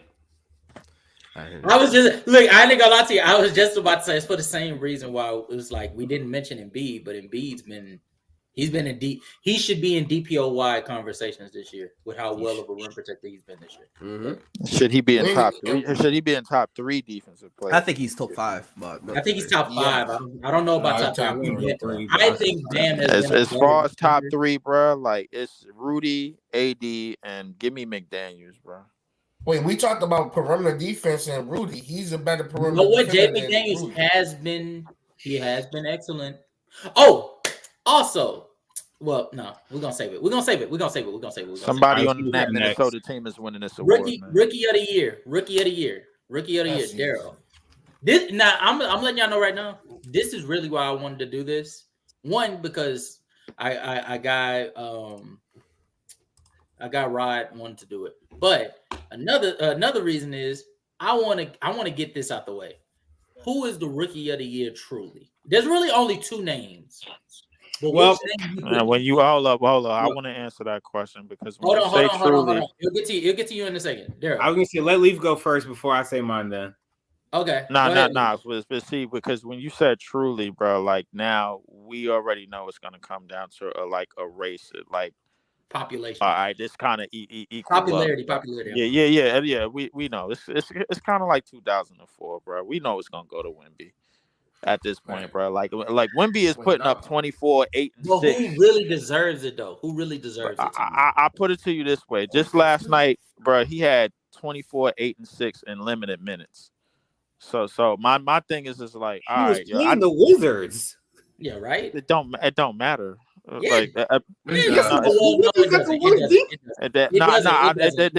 doesn't matter because they're a garbage team too. So yeah, my not thing is for rookie of the year. For rookie, not for rookie of the year. It doesn't matter. See, the thing with Chet is, I think Chet is starting to have a little bit more of a role, being that team is number 2 in the West, and his role is like kind of protecting the basket, rebound, like doing little stuff. I mean, he's playing very well. Don't get me wrong, but I think what Wemby can do in limited minutes, I've seen it the night that they played Memphis and he started the game 0 for 4 and then the second half, but he was still on limited minutes, and he went off like it was nothing. He was. But okay, and defensively, bro, like this is somebody that I said that was going to average 4 to 5 blocks in his first year, and I might be right because like his shot blocking ability, bro, like is second to none.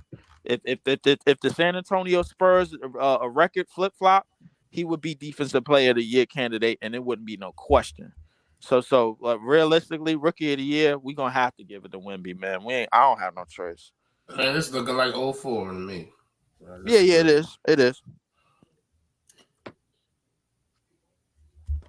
But Chet is technically not a rookie, man. So yes, he is, bro. He ain't stepped on that court in one game, bro. I mean, but he been on an NBA bench on an NBA team, and he's been in NBA practices and everything. Wemby has agreed.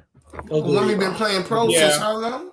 Ralph, go ahead and get. Why don't you go ahead and get your pick because it seems like you ready, bro. It's clearly Chet, bro. The way he turned around that. Come on, bro. Come on, man. Without him, OK City don't look the way they look, bro. It was looking okay last season, but Chet made a whole different team with the coaching and with Chet, bro. Are you fighting that? Wait, talking about. Are you fighting that, Zeno? No, I'm not fighting what that. he said. I thought you made a pun on OKC. He said, "Okay." I heard the pun. I'm not fighting it at all. He's 100% correct. The problem with that is, bro, somebody else did the same thing for their team in 2004. They went to the playoffs and everything, and what did they get? Nothing. Somebody else got rookie of the year. Melo, they was glazing Wemby just like they did LeBron, bro. They glazing, and they gonna do the same thing again, bro. I gotta go smart on it, bro. Whoa, damn, Yeah, that is a perfect. This 2004 thing that y'all doing right now, they really are like this is a similar situation. It's the exact same. But you know why? You know why I know casual because I was there. Bro, that's Carmelo why. was It's playing. not though because Carmelo was the playing Thunder got a better than superstar. Bron, Carmelo wasn't playing with a superstar on the team. It's not the same. No, Melo wouldn't. No, but okay. He wasn't playing with a superstar. Melo's second best player was Marcus Camby. As far as like a collective amount of talent, Melo had like a severe gap between the talent that Melo had and Bron had. Same thing. If you want to say that, I mean, but listen, Nene Hilario was in his second year. Marcus Camby wasn't was probably defensive player of the year, maybe a year after or right around that time. I don't think so. Who else they was playing with? I don't even remember the rest of that team, bro. I'll be honest with you, but I know like in terms of outside of Melo, it was pretty much Melo or nothing, bro. Like Melo offensively, offensively, it was pretty much Melo or nothing that year, bro. Like they didn't have a lot of players. Melo didn't carry. Like let's not do that. And then that's way before Kenyon Martin got there. Okay, give me their second option or during that year. Year. Okay. I'm finna tell you. Give me 1 second. That year took forever, bro. He was playing on the Denver Nuggets that had the 8th best offense, the 13th best defense. He was playing alongside Andre Miller, who gave you 14 and 6. He was playing with a second year Nene. I'm with you. He also had Marcus Camby. He also had. I'm trying to look for somebody that had like play substantial minutes. Earl Boykins. Oh God! Oh come on! No! I'm giving the names. I'm not saying that these are like or Earl Boykins. What you mean? Marcus Earl Boykins led the fourth quarter in scoring. What you mean? Vashawn Leonard, Nene, Andre Miller. That was essentially his second best player was Andre Miller, bro. Andre Miller was a legend. Like I get what you're saying. Andre Miller's a legend. Is crazy. Andre Miller's a legend. Listen, it's cool to know what's let's being remind said. ourselves. Let's remind ourselves that team had 17 wins the year before, bro. Like in 40 something. So I don't know. I was bringing that up, Zeno, just to say like this situation with an all-star and this situation. Ilgauskas, who's an all-star. This situation, Ilgauskas was an all-star. I was just bringing this up to basically say like this situation that we have here between Wemby and Chet is sort of similar to the Denver Nuggets in the sense of the talent that Melo had that complemented his style was different from what Bron had. You could argue it fit better with Melo than the pieces that Bron had alongside him fit him, right? So in Chet and Wemby's situation, Wemby's like the pieces that's with Wemby, we've talked about this on the show. It doesn't really make sense in large part due to because the players that he have alongside of him aren't really there for him. That's cap. You blame Brett Popovich. He had him at small forward on some dumb shit, bro. Exactly. Stop it. And then exactly, it's not the team fault. The team is really good. No. But that's what I'm saying. That's what I'm saying. Wemby is in a situation like Bron was, where the teammates aren't there for him. They're more so there. They're just there. Like he got drafted into a situation where it's just like a shitty team. And he just and a lot of those Spurs games this year, by the way, bro, like they have come back and fought back in a lot of those games. They was down 20. They've been getting. We've been watching them get beat up by 20 by Phoenix, by almost every team in the league, and they came back and made it a game and made it a fight at the end. So the thing is, this team ain't as bad as everybody. The roster ain't as bad as everybody think, bro. Like they just need some cohesion. It's a talented group, but what does that really say when as good as the talent is? No. Like the group is talented, but what does the talent like? What does that say about the talent when the talent does not come well together? This comes back to the Charlotte Hornets situation. I mean, well, you know what? I'll tell you what it says. Casual. It says that they're young. That's what it says. They don't really have no experience on how to close games, on how to they know how to fight, they know how to compete and everything, but they don't know how to close games at the end. That's all it is. That's all it is. If I take it a step further, that means Greg Popovich is a fraud, bro. Okay, all right. So it's going to you, Daryl. Pop might be on fraud watch. Daryl, DPOY go. I mean, rookie of the year go. Oh my God, you good? No, yeah, I'm good. I'm good. All right, bro. Nigga bumped his head. Nah, my laptop. So I'm with Ralph. I got chat. I'm gonna keep it plain simple. I got chat. Nice. Thanks, bro. All right. So what is it? It's on me. It's on land. What you got, Land? Swish. I'm gonna go with co-rookie of the year. They do some dumb stuff like that. That's crazy, bro. Just drop it as Shet and keep it moving. Mine is Shet as well. Okay, so we all agree that Shet should win it. Okay. Okay. Next is Sixth Man of the Year. We start off with Ralph. I really got Victor for real. No, I really got Victor. What's your Ralph? I'll put it in. Pause. Man, it's easily Pat Bev, bro. God damn. Pat Bev is wild. Why is it wild, Pat Bev? You seen what he did? Transform that defense? What's your actual Sixth Man of the Year? It's Pat Bev, bro. I got Malik Monk. That's my sixth man. Malik Monk. What been Kelly Oubre, but he had to get in the starting lineup, bro. It's Pat Bev, bro. Malik Monk. That's my sixth man of the year. Put down Pat Bev for Ralph. Wait, are we really trusting that this is who he wants to put there? Hey, if he puts it down, when he put it down, we're not changing it. So it is what it is. Bro, you better watch his defense, how he transcend that defense. He hasn't. What the fuck? Leaf. And he became a locker room leader. Daryl, you going Malik Monk? Oh, yeah. Daryl, yeah. All right. Land, who you got?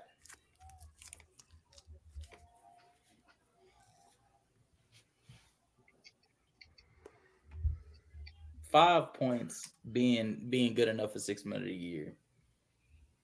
It's crazy. I need to look up the defensive rating with him on the floor, though. Oh, my bad. I have my mic muted. I got Nas Reed. You got Nas Reed? That's not a bad pick, low key. For some reason, I had Reed. I'm like, Paul Reed? What the fuck? Yeah. Nas Reed, y'all like shit. I don't know what you had Paul Reed for. You need to change that picture, bro. Thank you. Respect. That shit is getting old, bro. Respect my PSP, bro. We do. I ain't gonna lie to you. We do need to get you a better Paul Reed picture, bro. You need to get All right, so we just be hating. So we're gonna get Get a picture of Paul Reed grabbing a rebound over somebody or some shit, bro. I like that. I like that. You guys him coming down with the rebound like on some early 2000 shit. I like that, bro. Nah, we're just gonna have him cheering on the sidelines like he normally do. All right, now time out. Now you out of bounds. Now you out of bounds. Spot too. Time out. Now he out of bounds, bro, because he know damn well, bro, like the starting center for that team is gonna get hurt, man, get the BG, so he gonna have to get the minutes. So he gonna have to get the minutes in the playoffs. Not this year, buddy. Okay, Yeah, so right. what do we got? He gonna fail you again. Watch. So we got Leaf, we got Ralph, we got at least we're not in the Nets. There's nothing to fail. We need Lands. You're right. Lance, you absolutely right. You know, Lands muted. He's muted. Yo, Swish. I'm glad you said that, Zeno. You're absolutely right. Okay. I came in here, acknowledged how trash we are. You doubled, and then you said the same exact shit. Y'all don't keep that same energy with KP. People need to come up with new jokes, bro. For real. KP don't get that same energy. I'm gonna say it like this. Philly fans are like Dallas Cowboy fans. They talk so much in the regular season, and then I know it. It's crazy because majority of the time that I'm talking is because I'm having to defend myself. That's the crazy part of it. Having to defend yourself about facts that we all know and that the team knows. Exactly. Like, come on. Just like how your coach is also a fraud. Yeah. Oh yeah. Well, we know he's that. been a fraud. Yeah, I'm just making you know, and how the why, Jets. Why you not making me learn shit? I do next podcast all day. We know that Darvin Ham was trash. Like we know that, bro. He said Jarvin Ham. He was talking about the Lakers. Yo. Darvin Ham, all the ball. Hold on. I want to pick. Hold on. Yeah, go ahead, man. Who you got? I got I don't know if he classified. I don't know if he been coming off the bench the full season though. But I want to pick Tim Hardaway though. He's only started one game. He wasn't classified. He's only started 8 games out of the 39 available for him. Yeah, he is his 6 man. Yeah, that would be good enough for him. I haven't even thought about 6 man. That's one of the ones that like. Shit, I'm finna throw a curveball at you. You cares when you looked up that Pat Bev? Yeah, I did, and I ain't gonna lie to you. I'm not even finna say them numbers. What's his defensive rating? I'm not finna say them numbers, bro. He said this. I know. Yeah, hey, hold up. We not doing our most improved player. No, we still doing 6 man of the year right now. Oh yeah, we're gonna do most improved. I forgot to put it in. Pause. Make MVP. Yeah, man. Oh my god, that's a wild one. Gotta edit that. Bro, gotta edit that. Bro loves to put stuff in. Apparently, weird. Please stop. Come on, man. I'm so sorry. Oh my god. Okay, Zeno, you wanna go before me? Nah, you can go fast, bro. Okay, I'm the curveball for y'all.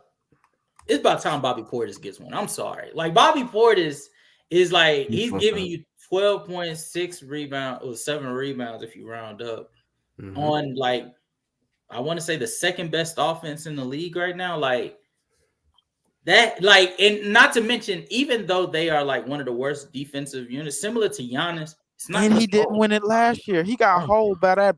He got hold by I know. And so even similar to Giannis, even with the Bucks not being a good defense, that's not because of Bobby Portis. Like Bobby Portis is playing solid defense. It's just like what else do you expect him to do? Hey, Brogdon, the luckiest player, bro. Rookie of the year and 6 man.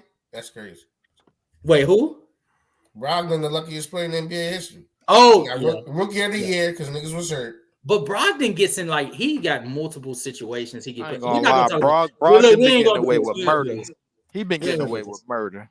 Yeah, we ain't gonna do this. But yeah, like Bobby Portis, it's the same case every year for Bobby Portis. He's the best rebounding big in coming off the bench. He's one of the best rebounding. He's one of the best rebounding bigs. He's one of the best scorers, one of the most efficient scorers, while also giving you good to great defense on a night-to-night basis. So, yeah, no, that's why I got Bobby Portis. Okay, for me now, I've been told in the chat. Shout out Norm Pao. Also respect for Six Man. That's what I've been heard. But for me, I have two that I'm thinking about. I'm going to just name both of them because I feel like they both deserve to be mentioned. One of them is Cole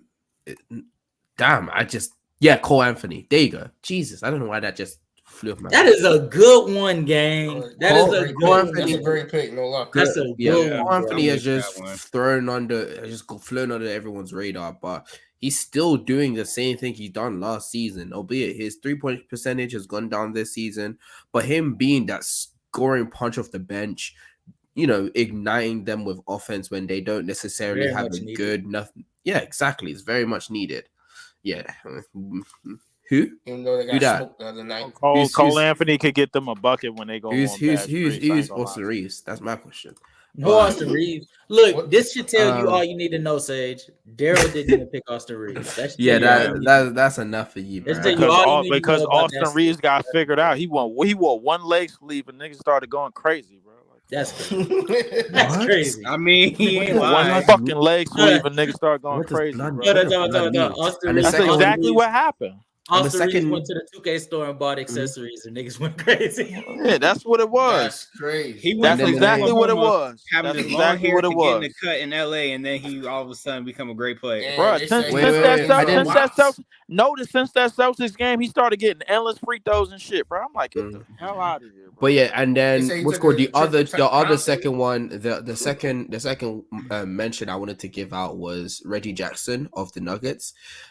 He's been playing a lot better this season. You could search up Casual, or anyone else wants to search up. Being a good playing better 3-point than none of shooter. these niggas. I don't know about that one, but he's I been do. really good. I don't know about that one, but I don't he's know been about that one. He was. he's been really good as a scorer. Also been good as a playmaker as well. I can't add land yet. So I think he also deserves an honorable mention, but I'm gonna keep it as Cole Anthony. I also want to say, just to throw this out here, probably No Derek White up here? most likely Land's Yeah, pick is bro. probably going to be the Derek one. White, who starts? Yes. Probably, to be honest with you, like quite a skip, Land's pick might be the one that ultimately ends up getting it realistically at the end of the year if he maintains these numbers.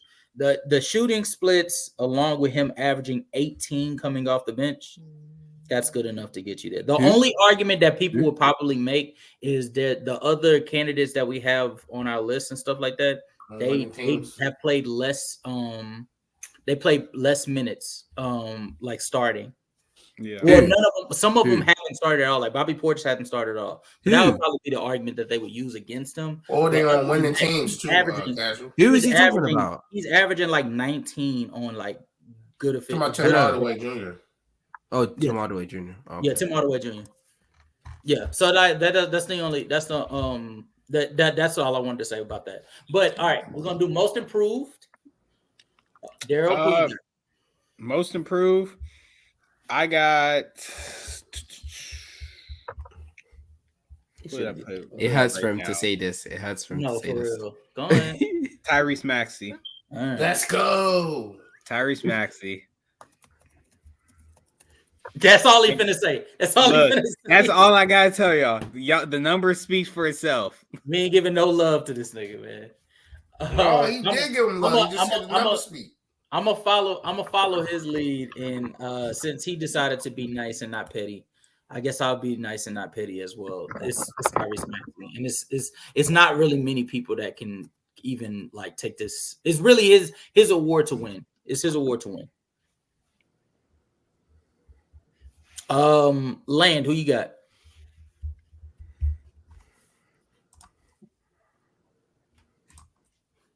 I was gonna pick Sengun. I was gonna pick Sengun because he been balling this season, but I'm gonna go with Tyrese Maxey. Nice. That's a good shout out. Shout out Sengun, bro. Shout out Sengun. It was an amazing season for him so far this year. Who we got next? Leaf. I ain't gonna lie, Sengun was on my list too, but Tyrese Maxey is probably a part of the best duo in the league right now, at least the best duo in the East. So I'm gonna have to go with Tyrese as well. Ralph. Tyrese, man, Maxi. Okay. And now So- Zeno gets to do his acceptance speech on behalf of Tyrese. No, I hope you know. I actually was going to give other shout outs to other players, honorable mentions. Firstly, one, I want to say Scotty Barnes. People who've spoken to me before understand I used to hate on Scotty Barnes and call him worse Draymond Green. But honestly, this season, his ability to really make his jump shots consistently. Yes, He really like that. Think about it last season about Scotty Barnes. He could not make any type of jump shot, so you can play off. Well, of him that is true. That exactly, and that's why I was calling him worse Draymond Green, because on offense, worst Draymond. I mean, Draymond at a certain point can make some shots. Man, so. like because I mean, he was better offensively, but defensively he was just worse, completely worse. But back to what I was saying, the ability to consistently make your jump shots at a rate that the defense actually has to play honest, it does so much for his game, because it now maximizes his ability to pass and play make, which even means that he's even a better offensive player. Just do, go ahead, leave. I'm glad you brought that up. Tyrese Halliburton was on my list as well. That's the next person that's going to come up to. He was on my list as well, but at the same time, I think that the time that he spent being out may cost him. So, and I know that the 65 game minimum is going to be like a key in that. So that's one of the reasons why I went with Maxi. So with Scotty Barnes. And he's even been as good as the defender has been I should have last picked season. him, man. Nah. He wasn't gonna get it no way. I think he missed about 20. He missed about 15, 20 games already. Who? Talking about Scotty Barnes? Nah, Halliburton. No, Halliburton has only missed. Games already? No, Halliburton has not missed 20 games. He's missed He's only missed like 6-7 games. 6? Yeah, he's played 4 games. Is he still out, or did he come back? No, he got back. He got back last game. Last game, okay. Yeah. The game He's before. played 4 games, and it's been 42 games, so he's only missed 8 games. He's fine. He might miss it, but he's not. He's fine for now. He's played. He's played 34 out of the 42 available games. So he's only missed 8. And so the TLDR, the point I had with Scotty Barnes, been as good as a defender. Jesus Christ, I don't know why we have to see it in your mouth, but hey, I just yawned. My bad. my bad, Leaf. Just being a dick. You wasn't paying attention to what you were saying. You was paying attention to the screen. Go ahead. Pause. Hey, yo, what? Nah, we move. No. So that wasn't. Hey, I don't think yo. that was. But that was definitely a pause moment. But Sage, by the way, Sage says, why are we talking about that Embiid merchant? Yeah, but we've been knowing that Sage doesn't know what he talks about. So yeah, what he does, he's still as good as a defender. If it was good. Scotty Barnes being as good as a defender he was last season, while also improving as a scorer, which also helps his playmaking take a jump. He's just been a better player in all across everything that he's done this season, which is why I think he deserves an honorable mention. The next one would be Sengun. You guys already said Sengun, so I don't want to speak about him. And then Tyrese Halliburton. Pretty much everything Tyrese Halliburton, when it comes to scoring wise and playmaking offensively, he's gone better. He's gotten even more lethal as a 3-point shooter. It's on the same percentage, but he's doing it even with more volume. So it's 40% right now, and it was 40% last season. But this season, he's doing an 8.4 3-point attempt compared to 7.2. His ability to not make turnovers and not make tiny mistakes, and constantly be able to pass the ball and create opportunities for his team. Even though casual scrutinize it, we scrutinize it when we talk about the top tiers playmakers, not when it comes to the rest of the league. When it comes to the rest of the league, he is still known as one of the most elite creators for the team, for any team would want. So I have to understand that. But as you know, it's Tyrese Maxey. And as much as I want to go on a tirade about what Tyrese Maxey's done this season, he's pretty much done what he done last season, but he's put in a bigger role. Yeah, it's a bigger volume. He's used as a DHO. He's now more of a DHO two-man game with Embiid, and he's playing off of the strengths of and of gravity of others, which allows him to get downhill, or he then makes he takes threes. He also he's slowly, I'm still seeing it, it's still kind of not there, but he still has somewhat of a bag he can get to when it comes to, trying to create one-on-one. It's mainly consistent of step backs, but it's still a bag. So he has a step back 2 and then a step back 3 that he goes to. Yeah. Well, just for the record, bro, just to add something, you sound like Mars. Mars always go on a tangent about how he can't really create his self-creation is like mid to like. I sound like Mars. I mean, what am I supposed to say about that? It's my team. No. I mean, but no. Because he said it. Because he said his self-creation is like mid to like sub tier, bro. Like which would. I mean, he's right though. Do you think it's an improvement of that as the season goes along? Because I think he can at least move. He could at least get to a move. To be fair with you, I think he's always been able to get to a move. The issue that I think Mars have and I'd have is that he doesn't have a way to consistently create separation, which is weird because he's a fast small guard. You would think he would have an ability to create separation. Think he got too much speed? No. Do you think he's like a one direction speed type of guard? I think the issue is that he doesn't have enough counters in his dribble moves. I don't think he's the ball handler capable. He's not capable enough to create separation because he's not the ball handler that is needed to really create that separation. For example, kind of like how John. I don't think he has the footwork. I wanted to say the. I agreed. I agree both though. You can say ball handling or footwork because when he gets to the paint, that's when he usually picks up his dribble and he's able to finish. But I'm just talking about that area before he gets to the paint. He usually straight line drives. So it's not like he's either straight line driving or when he straight line drives, he stops the ball and then sidesteps. So it's not like he has any more like versatility to his ability to get to the rim like that. So that's my issue. And that's why I'm saying I think he needs to get better as a ball handler before he's able to really start making more space for him to actually make those shots. That's essentially what I'm saying.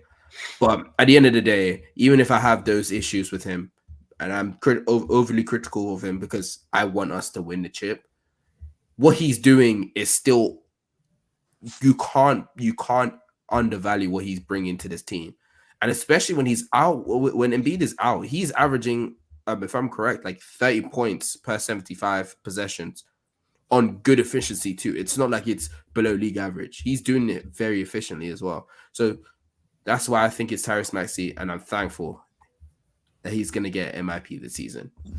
Next one is MVP. I hope y'all can get out the second round. Like, don't come back with a next comeback, bro. I know we trash. That's not. Yo, I feel so sorry. Look, that's like him punching you and being like, "Hey, but don't hit me though." That's so tough, yo. Lee, I actually wanted to say MVP. I should apologize to you when you said that. MVP. All right. Nah, I feel like y'all on trial. We failed already, bro. Y'all still on trial. Leave laptop about to die. Yeah, we got MVP. This is the most important part of this entire video. A lot of propaganda is going to be pushed. All right, Daryl, who you got? Zeno, I hate you so much, but no, not most improved and most important. Oh, I gotta go Joel Embiid. I got it, man. Oh my god, it's painful. It hurts my fingers to type it, bro. Oh, what he's doing this season, like you can't fight it. Like you just can't. It's just hard. Like I think Joel Embiid will get MVP this year. Mm-hmm. We said last year it was just give him the award, but this year we're actually nigga damn award, yeah. Where it's like, yeah, he deserves this award for how he's playing. Damn award is crazy. I mean, last year it was a like, man, just get that nigga that shit, man. Come on. Yeah, last year it was like, dang, just give it to him so he could quit crying. But this year it's like, no, get that nigga get that nigga the award so he can stop bitching, bro. Like, come on, he don't even cry about that word. Y'all gotta stop. Yeah, he did. That nigga had the Toronto cry, bro. Like, he definitely did. Man. No one did. Do you know who cried? It was Kendrick Perkins. It's Kendrick Perkins. That's who it was. That fat nigga. That fat nigga that still got a job, bro. Like, he got a job instead of Jalen Rose, bro. Like, so he cried for him, bro. So he tried to do that racist shit, bro. Like, and then so his name hold that much weight in the sports world. It got to, bro. Like, I mean, like, you gotta look. You gotta look at it, bro. You gotta look at who he worked for, bro. Like, he's motherfucker. He works for okay. We're getting. Hold on. Wait a minute. Because Leaf was about to get on that propaganda shit. No. All right. Look. All right. The MVP award is nothing but propaganda. No. Stop. You stop. Right. Most valued propaganda award. Stop. All right. Lane, most valued propaganda. Lane, who do you have, bro? Embiid next. MVP. Embiid next. It's close for real, man, but I'm gonna go with Embiid. Exactly. All right. Leaf, who do you have for MVP, bro? I'm gonna go with that bubble gut ass nigga Joel, man. Give him Wow, stink butt ass, man. Y'all last season, that's why. It's the second time. Second time in his career. That shit that we already know, bro. Like, this is the second time in his career he shit on the Nets to the playoffs, man. Facts, Ralph, who you got for MVP, man? After we switched up our team, MVP. Who? MVP. Oh, that was so. That was so like I ain't gonna lie. He gonna win OKC one. Ralph, he gonna win that. He gonna win that show. He gonna win that shit and shit his draws, bro. What? Who you be, man? I live in the city. I live in the city of brotherly love. Oh, okay, that makes sense. I mean, they got them billboards around. And yeah, they did. Tell that nigga to stop eating that Philly cheese, bro. Shit. No, they definitely did. Leaf is so bad. It's funny. He had the bubble gum for eating the dirty ass chopped cheese. Crab fries. That's what I want. Hey, that bullshit ass chopped cheese have your ass running the back. I understand that Embiid is playing like phenomenal basketball. But I hate that nigga. So Shea, it is. I'm doing Shea. SGA, bro. Stop. All right. Y'all can say what y'all want about. No. We already know after the All-Star break, bro. Like know what's crazy? What y'all want about Justin? You know it's gonna come down to two. You know it's gonna come down to him and Joker after the All-Star break, bro. I don't know why we doing this. Remove Shea. SGA name is not gonna matter, bro. Like after the All-Star break. Remove y'all Shea can say what y'all Embiid. want, but this nigga Shea. Remove SGA is the shiny new toy, bro. Like that's what he. Justin, be real about it. Being a troll, we both know you're gonna put Embiid there. Stop it now. Thank you. Like we know shit. Right. SGA is just a shiny new toy right now, bro. Sweep. Like, come on. That's sweet. What about MIB? But Giannis. we did. Why you being bogus for, bro? Like, stop that bullshit. Bro, hey, yo. That's why niggas don't need electronics. Sky is blue. That's why. Sky is blue. That's why niggas don't need electronics.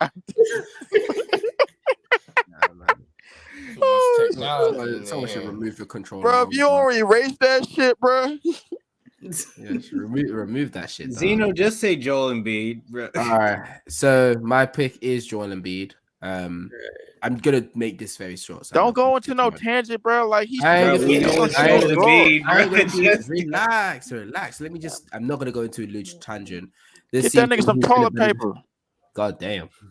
All right. Oh, God damn. He's been a better defender this season. This is why people were saying he's a depoy level defender this season. He's gotten better as a passer and playmaker in general. They're using him more as a DHO merchant. Shout out to DHO merchant. He's also Didn't been I say a all better that shit scorer. earlier? Yes. I don't know why he doing this to me. Oh, you did? Oh, you did? Oh, my fault. You're wrong. Go ahead.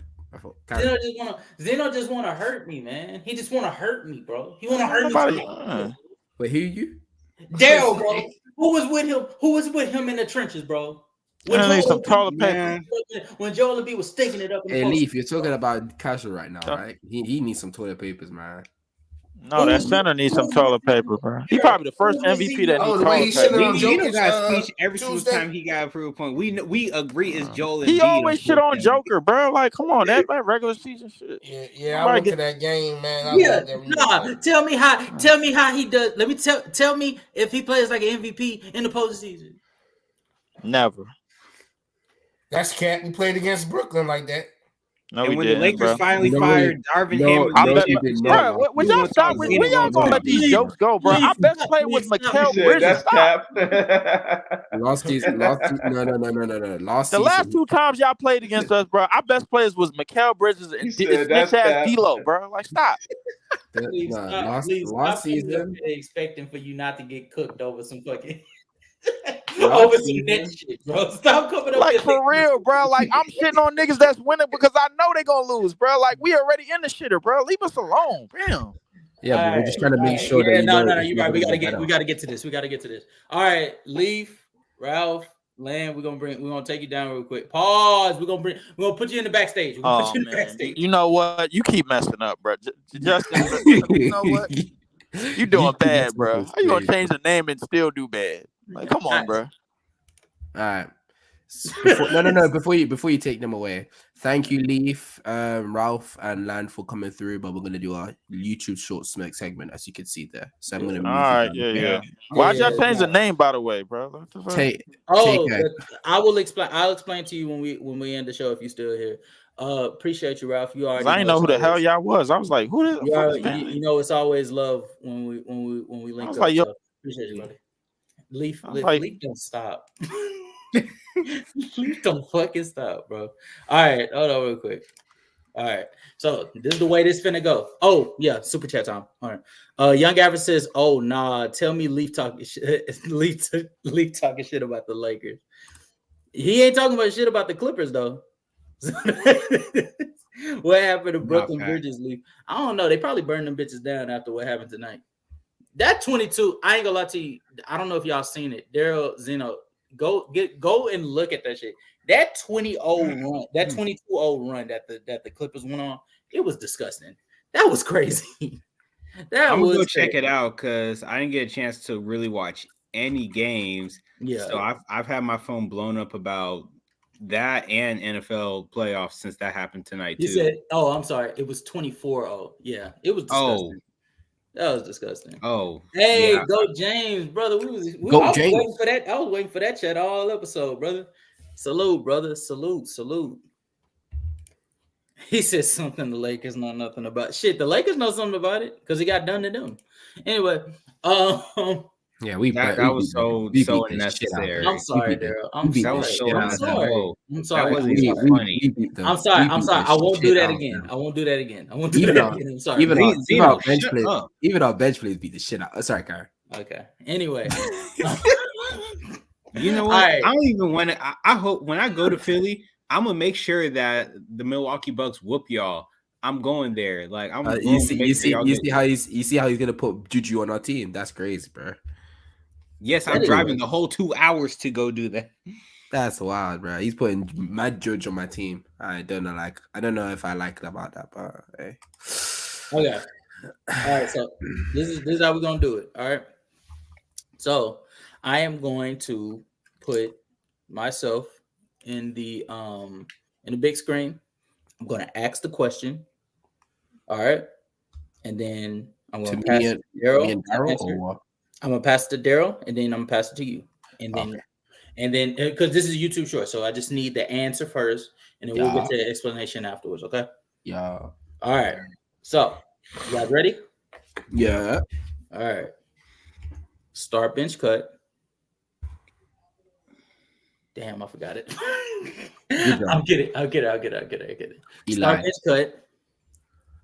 Russ, Dame, or CP3. Peak. Oh, it's peak. In the prime. Yeah. In your prime. It's start. Oh, hold on.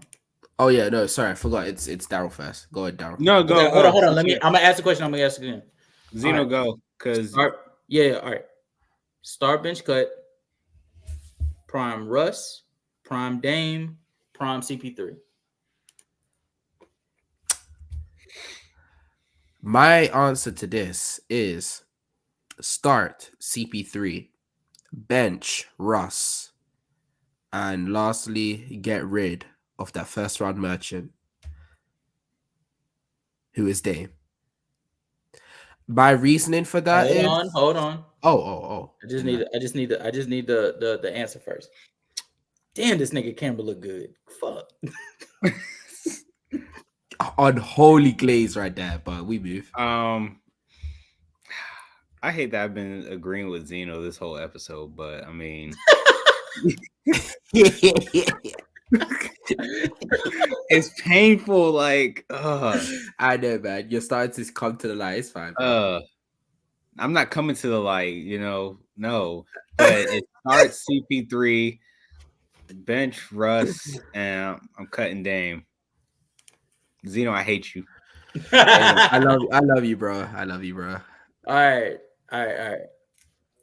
Y'all gonna hate me for this. Start CP3, bench Dame, cut Russ.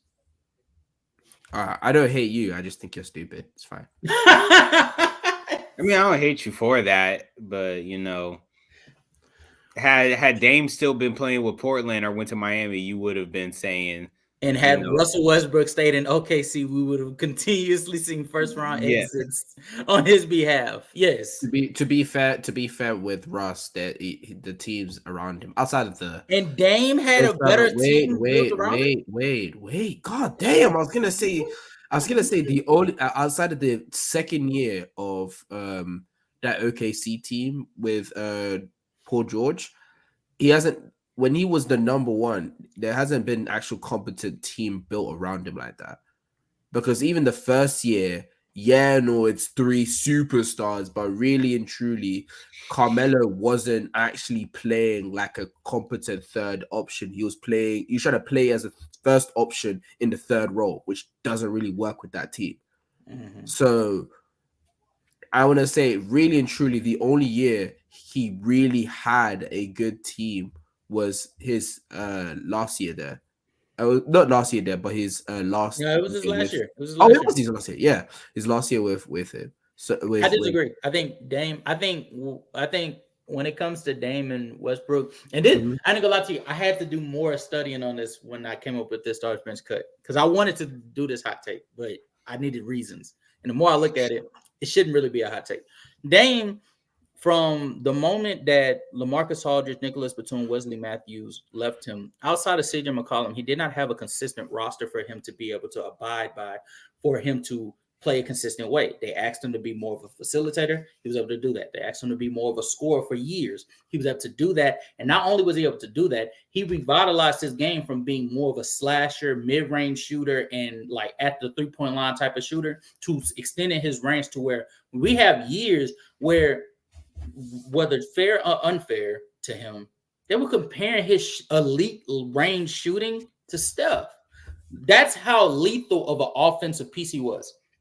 Say what you want about Russell Westbrook in OKC. I think he actually was an average to above average defender for most of his years in an OKC uniform. That being said, though, it cannot be like understated how many times Dame overachieved with the Portland Trailblazers roster that really shouldn't had no business coming out of the first round. They beat the Los Angeles Clippers, a much more talented Los Angeles Clippers team than them, due to Damian Lillard's offensive excellence. Name me when Westbrook was able to do that, except outside of the times where he had Kevin Durant, a top 5 player, alongside him.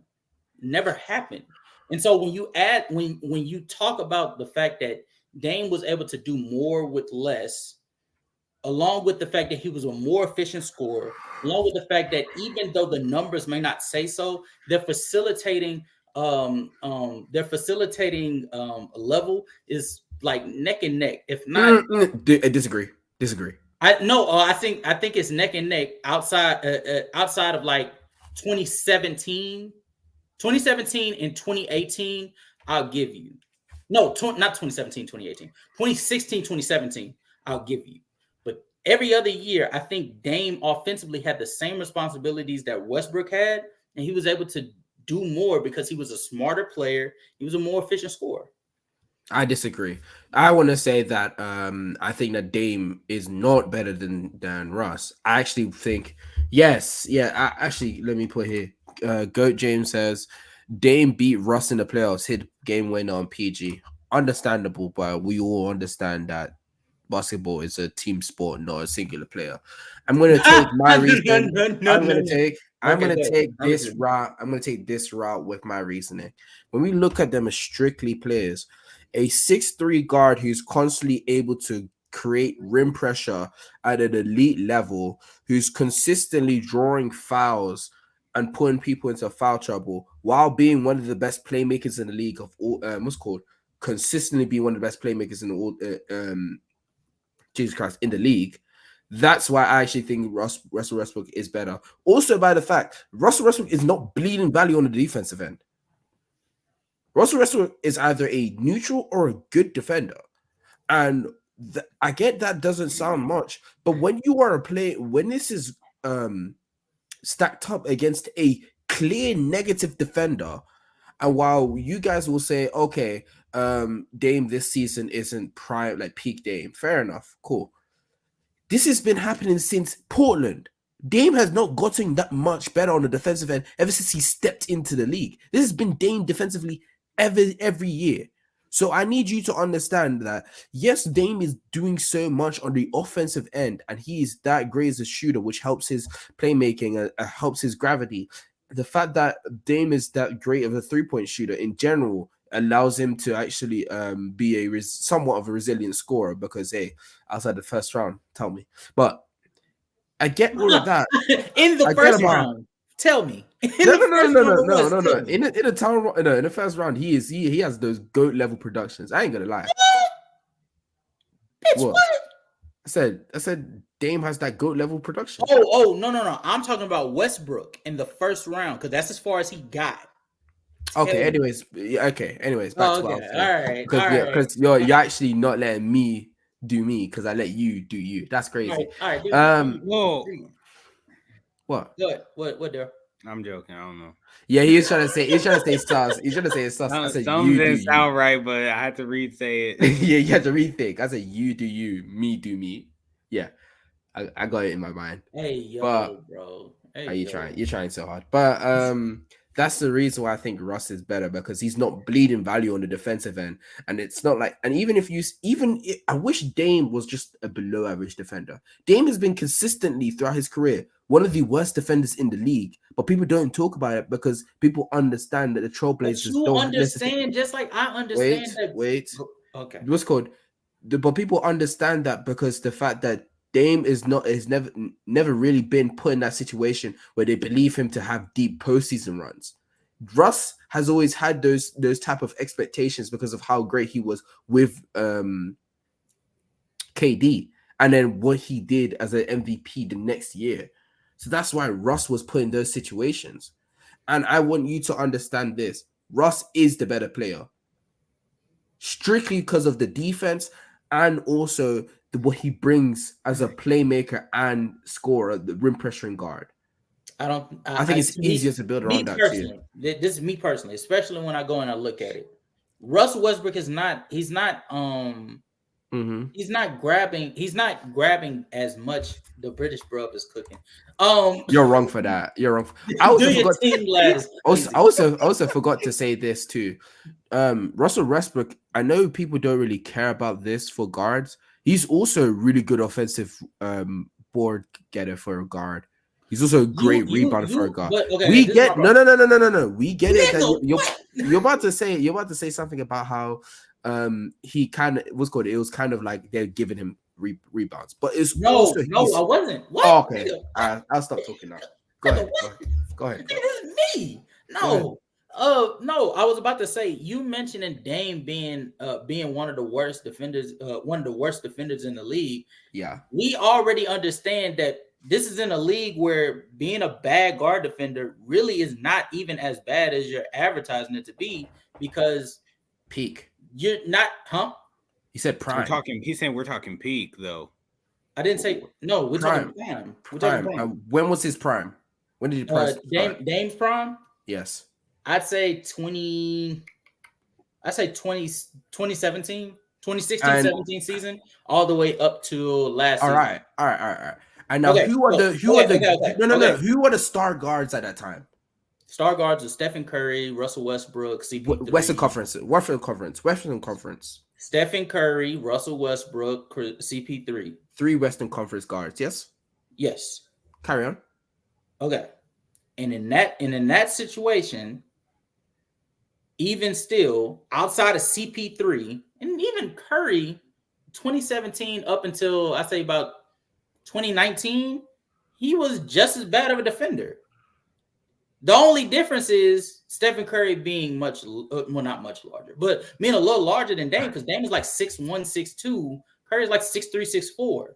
So like you're in a league where at the point guard spot you need to be specifically like offensively. You have to add something mainly on the offensive end, distributing, facilitating, or even at the stage where Dame's prime was, it was very score heavy as far as guards went.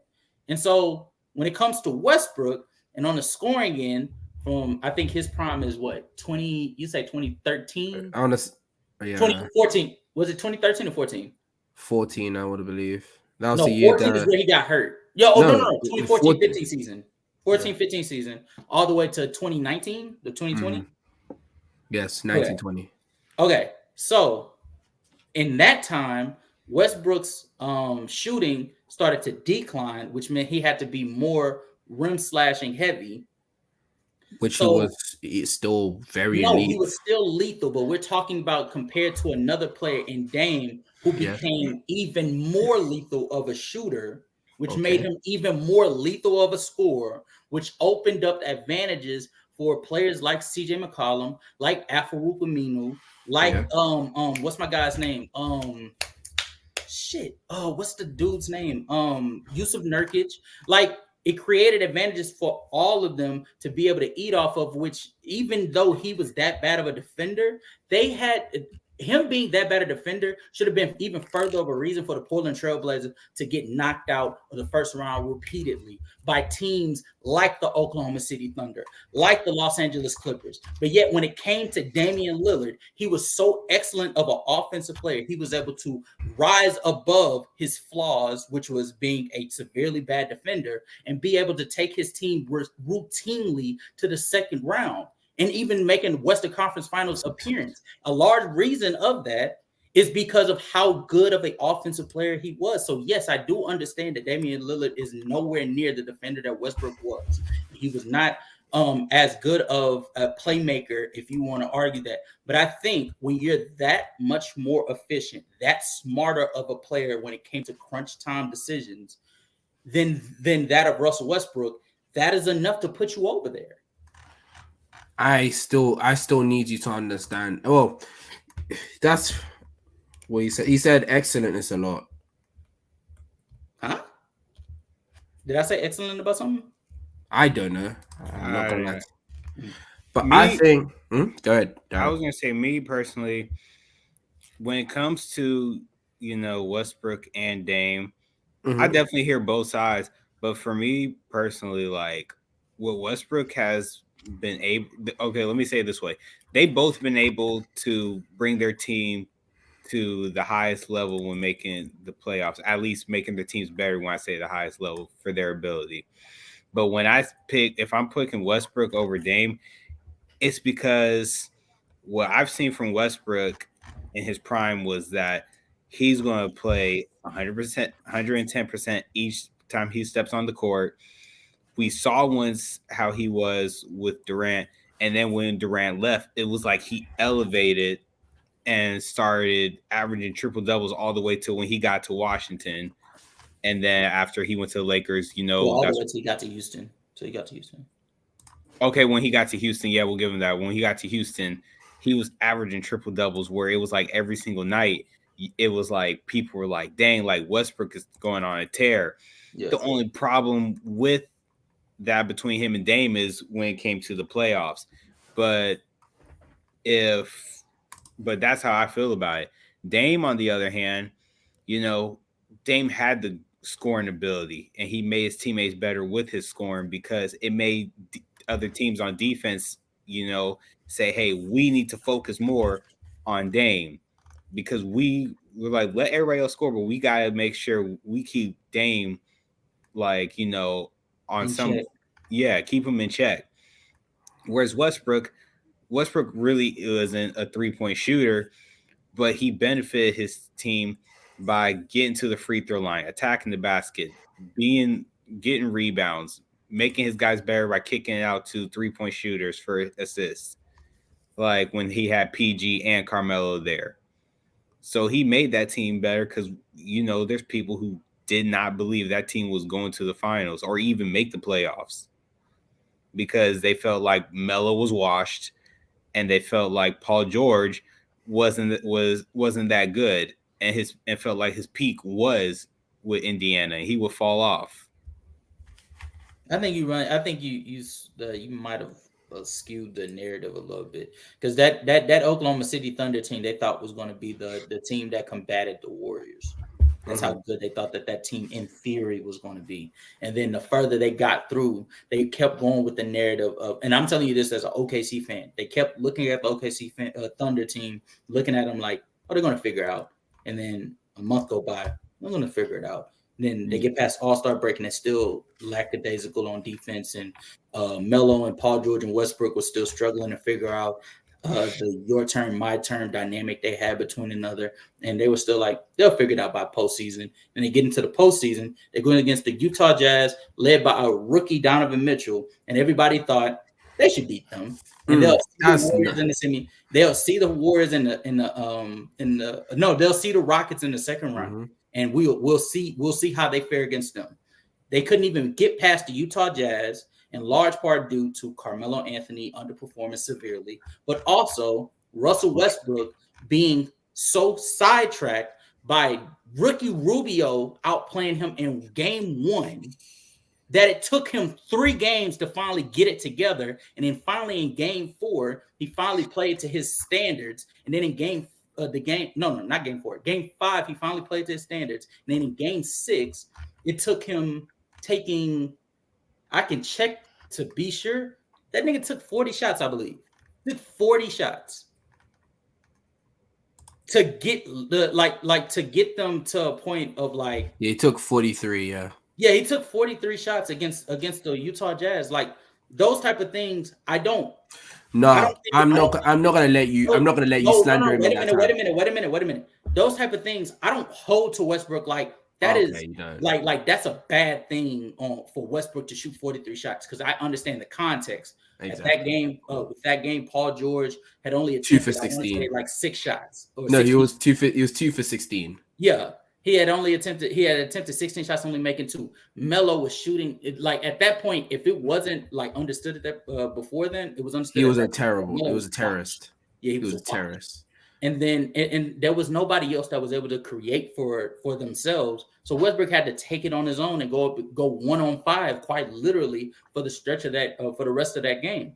That being said, though, you can't tell me that if Westbrook was able to shoot from range, he could have opened up for more opportunities for the Jeremy Grants of the world, for the Steven Adams of the world, for the Mellos of the world, for the Paul Georges of the world. You can't tell me that the Terrence Fergusons of the world, he couldn't have created better opportunities if he was able to space the floor individually.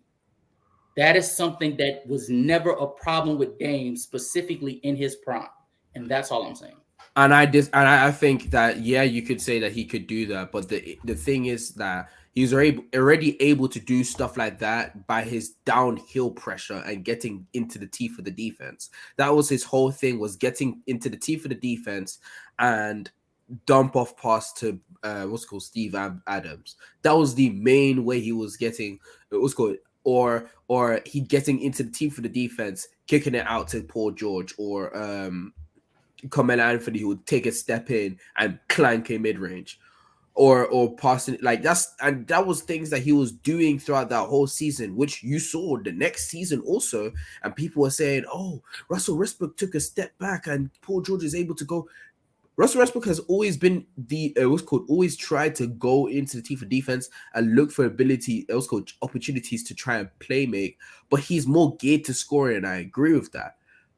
But I don't think I get the issue of him not being able to shoot from the 3-point line and space that way. But his mid-range, by the way.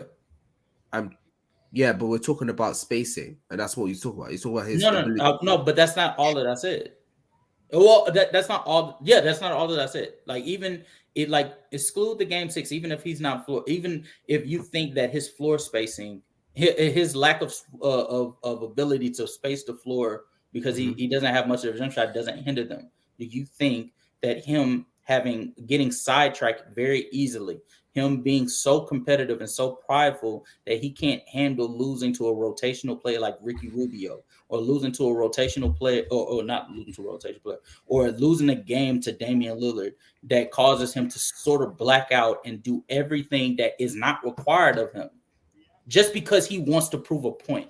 Do you understand that is a hindrance to your team as well? Agreed.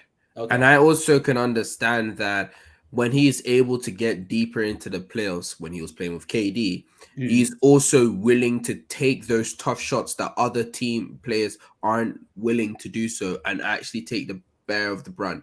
I'm also understanding that he's able to actually produce in the Eastern Conference Finals, in the Western Conference Finals, in the Western Conference semifinals, which Dame has not been able to do. I'm able to understand what he can actually do when he's put in these positions and situations. Dame has consistently shown that he's not able to produce at his standards in the second round. And yes, you can say Dame has gone out the second round more times than Russell Westbrook has, but guess what?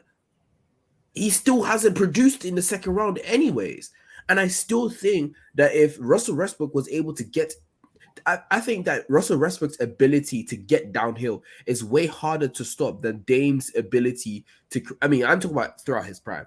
Later on in his career, when he started adding on even more distance to his shooting, that's when it became more inelastic. His scoring became more inelastic, that he's going to consistently make this be better as a scorer in the postseason.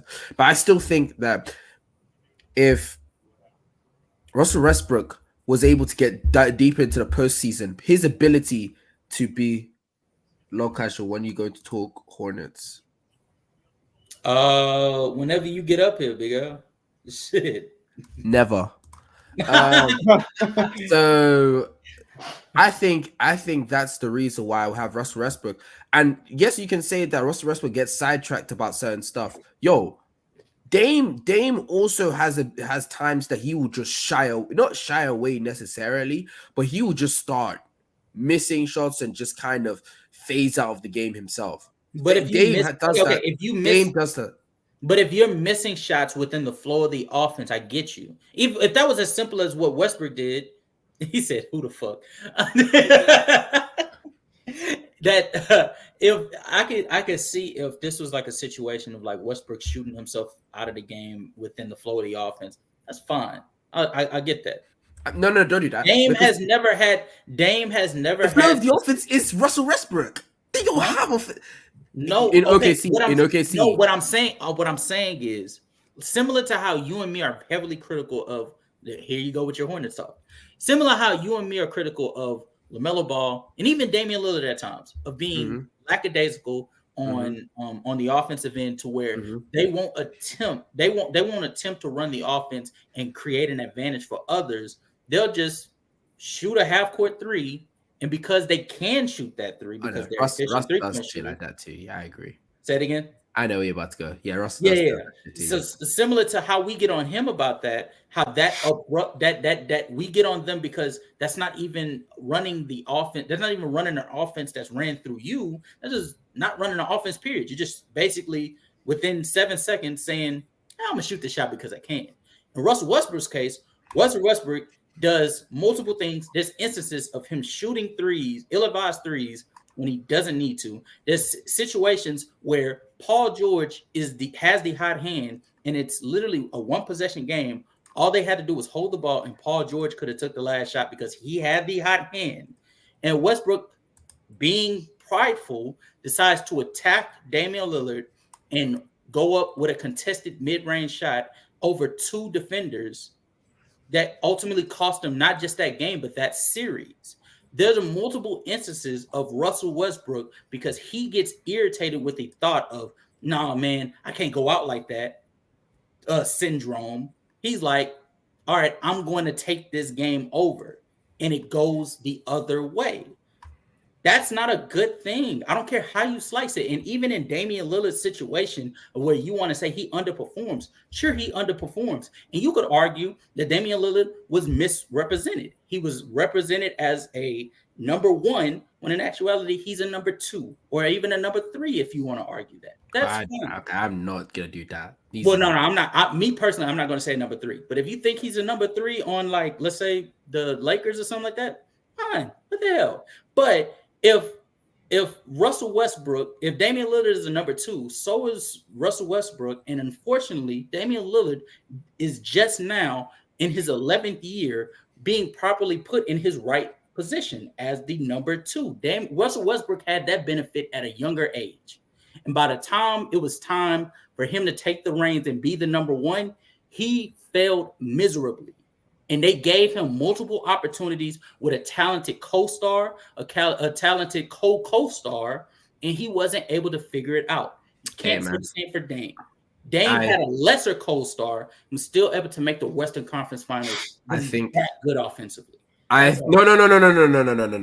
he was able to make the Western Conference Finals strictly off of CJ. Stop doing that. You're sick for that. You're sick of me. You're sick. You're so sick for that. As soon as he said it, I sat there. I was like, "Hold on, wait, something." I was hoping he would just let it go, Zeno. No, that was not off of his back. It was the fact that CJ. That wasn't off of his back. No, it was off of CJ's play. That was the reason why. And yes, and I also still want you to understand that MVP year of Russ is underrated in the sense that if we're going peak for peak, Westbrook, I would say start Westbrook, bench CP3, but Dame. That's where I was gonna go to. That's my reasoning. I was gonna say when we talk about the primes, I want to talk about strictly like some of the peaks in their prime because I think it would have been the peak would have been last year Dame, and 2016-17 Westbrook. And I think what Westbrook brought on the defensive end, because it wasn't a negative there at that time. He was still a good to decent defender. He was a positive defender. Yes, he's still getting downhill. Probably better than most guards in that league at the time, which is even more impressive because of the fact that he was an average. Was he an average 3-point shooter or slightly below? He was slightly below. It was high. It was high. It was higher than he ever had in his career, though. So I don't think so. It's just 2016-17. Oh yeah, you're right. Yeah, he was higher than every time. He even shot 7 threes. That's how much. You see, this is what I need to understand. When Russell Westbrook is shooting 7 threes because he needs to space the floor because his best spacing player on his team is a second or third year Victor Oladipo. And that was his fourth year. So he got drafted in 2013, 14, 14, 15, 15. Yes, it's third year. That was his fourth year. That was his fourth year. So when that is your best spacing option, and they gave up on him so soon. Yeah, when it's his best spacing option, like I don't know what to say to you, and he's also providing you so much rim pressure with a team that doesn't even have the ability to space the floor. He's also having to,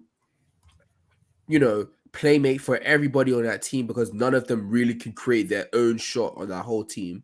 If he replicated, I could get your point if he replicated that for like, let's just say 2 years, because I don't like Dame's peak, Dame's prime isn't like, it's not long enough to where he would have to replicate it for like 3 years, like 3 years, like Tim Duncan did. Like I get you if that's the case, if he replicated for, let's just say, an extra year. But after that 2017 season where he played abnormally great, let's fuck it. He was everything to that Thunder team, both offensively and defensively. They ran through him. He had to do everything on a night-to-night basis, and he did that. Outside of that year, every other year leaves more and more less to be desired. I would say also the Houston year. The Houston year is very, very underrated as well, because when they actually allowed him the space, he provided one of the best rim finishing season from a guard on high volume. Again, even on a team with max floor spacing, when it came down to postseason time and he went up against defenses, forget the Lakers. I'm not even going to. I was about to say Lakers. I'm not even going to bring up the Lakers. I was gonna say, hey, what do you want him to do against the Lakers? I'm not even going to bring up the Lakers. But even in that OKC series, I do want to say this. He came into that series. I remember he was removed from COVID. Maybe? He had COVID, so that's not even a great way. Yeah, I'll take my hands off of that. My fault. Exactly. So I'll take my hands off of that. But I'm saying that to say, the further we get removed from his prime year, right, his peak year in 2017, more and more starts to decrease.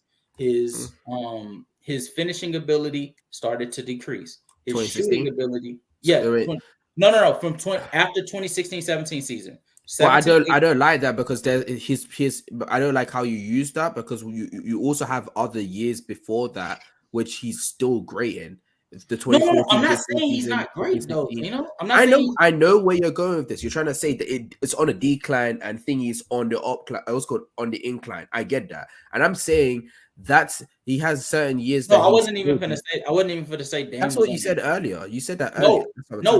I know I said it already. That's why there was no need to say it. I was saying Westbrook from 2017 to 19 started to lose. His game was decreasing as far as how much value it held. And so when you understand that, and you also understand that his mindset never changed between 2012 and up to now, because if we're keeping it a stack, he always been this way. He always took the minor shit personal. In 2012, when he went and dropped 44, do y'all remember the reason why he shot that much? And Magic called that the worst game he ever saw from a point guard? It was because of ego. Westbrook literally went out and got 44 because the game prior, D Wade and Bron said that they're more worried about KD than they worried about anybody else on OKC. That was ego. It was ego. And so when you fast forward, and even in his even removing yourself from his peak, he started to decline as far as what his talent value held, but he still held that mentality where his ego got in the way every single time. What do you want me to do? I don't view the Russell Westbrook experience the way that y'all view it, because I watched that shit. I was watching that shit face to face because I was an OKC fan, and Russell Westbrook was the reason why he didn't get out of the first round. And Dame is the reason why he was losing series to certain teams that he could have actually. The only series that you could think of that he was that Warriors series. Multiple Warriors. He's talking about in the first round. The only. You're talking about just postseason period? Multiple series. He has one against the Warriors, and he had one against the Warriors, and he got one against.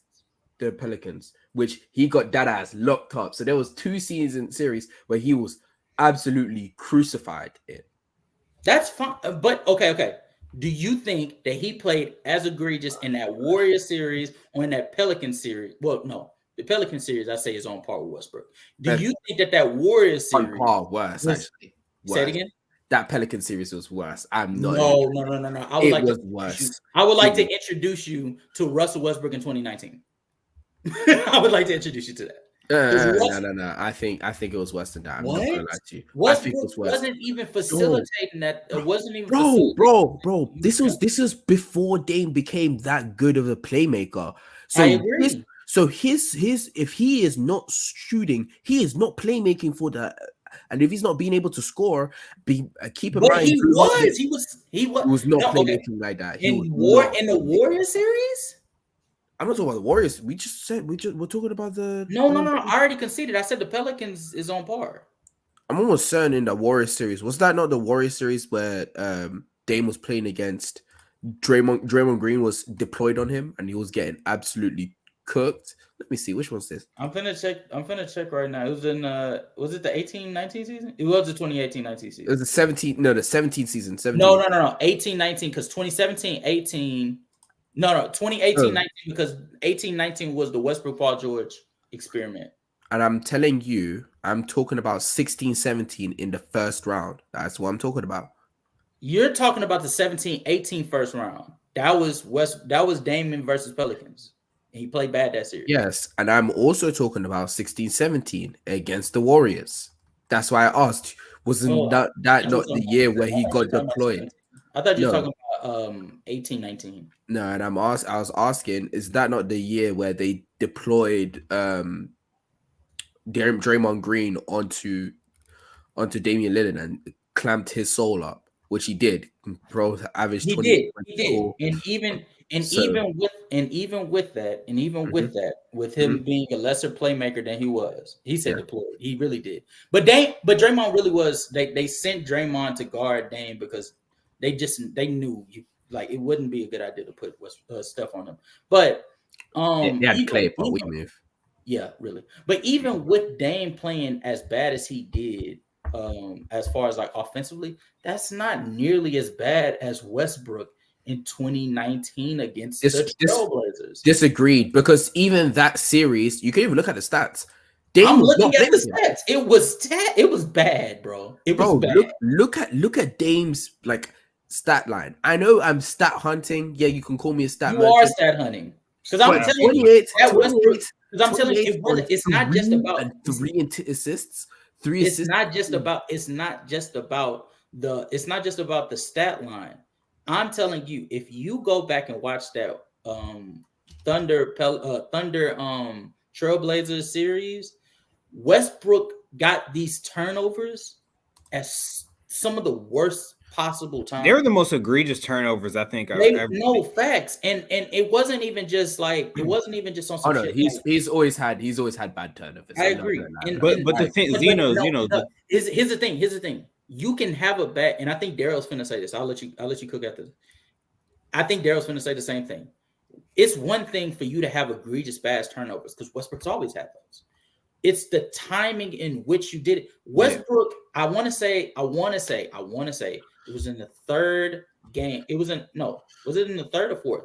It was in the fourth game, I believe, where he only had 3 turnovers. But when you go and look at those 2 turnovers that happened in the fourth quarter, they were like blindside. Why did you even try this? He got into the lane I remember it vividly. He got into the lane and he had a layup, but because he was so thirsty to get an assist off or whatever, I don't know what was going through his mind.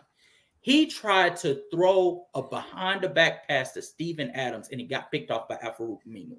Why? Like, why? You have the layup. And so those type of things Westbrook is prone to do. Statistically, his stats are always going to be there, even though I think that these stats are like, then he averaged 22, 9, and 10, chat, and that's still not better than what Dame did. Because at least in Dame's situation, he was getting locked up, and that's an excuse for why he was inefficient, but he still was meeting the quota on what was asked of him. which was to be a scorer, and he averaged 28. He was just inefficient because he had hyper inefficient, by the way. Inefficient. He was hyper inefficient due to him being guarded by a top 5 defender at that time. Top 3, maybe. In Westbrook's case, he was being guarded by Dame, the worst defender in the league. He was not being guarded by Dame, but okay. Well, okay. He was getting caught in spots. Yeah. You're disgusting for that. Okay. I was juicing. But okay, he was being guarded by Al-Farouq Aminu, but at times he was being guarded by Dame as well. And in those times, he would always routinely try to, because his ego was just so damn big, either take an ill-advised shot or turn that bitch over, stick it sideways, and stuff that motherfucker in OKC Thunder's ass crack, because they had no chance with the way he was playing. I'm telling y'all right now, with the way Westbrook was playing right at that point, with the way Westbrook has played for his career, with how his talent had diminished a little bit, it was means for like disaster from the moment. And the more and more I'm thinking about it, Dame's peak, Dame's prime really was 2017 onwards. Mm-hmm. So when we sit that down, we have 5 years of Dame prime. Yeah. Mm-hmm. Yeah. How many years of Russell Westbrook you said? Let me check. 2014 to 2021 is where I would drop it as. Yeah. I wouldn't say 2021. I would drop it to 2019. I don't think. Not 20. Oh yeah. Okay, you go one, man. Cool. Yeah. I don't think the Wizards season was his prime, even though he averaged a triple-double. The Wizards season wasn't his prime, but I would definitely count it as 6 seasons, 6 seasons. You don't think the 2012 or 13 season wasn't his prime either? No. Okay. No. Even though he was shooting efficient from mid-range, I don't think he grew into the playmaker that he ultimately became. So when we sit down and talk about it, even when you sit down and have this conversation about how Dame is the better player, I still think you can take Russell Westbrook over him, because Russell Westbrook has one more year of whatever you guys call it, whether you say all NBA or no. I believe the fact that he's able to be that great for an extra year gives you more of a chance to actually win. And I still think he's still better. So me thinking he has a better peak, has better longevity, I don't know what to say to you. That's where I want to go. As soon as he said a year, so answer me this. Hold on. I want you to answer this question. Cool. Having a year, an extra year added to your prime, is that moving you? It's not only a year, because you heard me what I said afterwards. It's not only that prime, what's called an extra prime year. It's the fact that I think he peaked higher than Dame as well. So I think he peaked higher than Dame. I think he peaked higher than Dame. But exactly. So I think him having one extra year, no, I don't care. I think that him peaking higher and also having longer longevity is one extra year. Stop saying longer. That still is longer. Nigga, that's like you having an extra inch. Nigga, no. What? Nigga, no, bro. What? No. Hey, Daryl, there's no way you didn't hear that. No way you didn't hear that. I heard.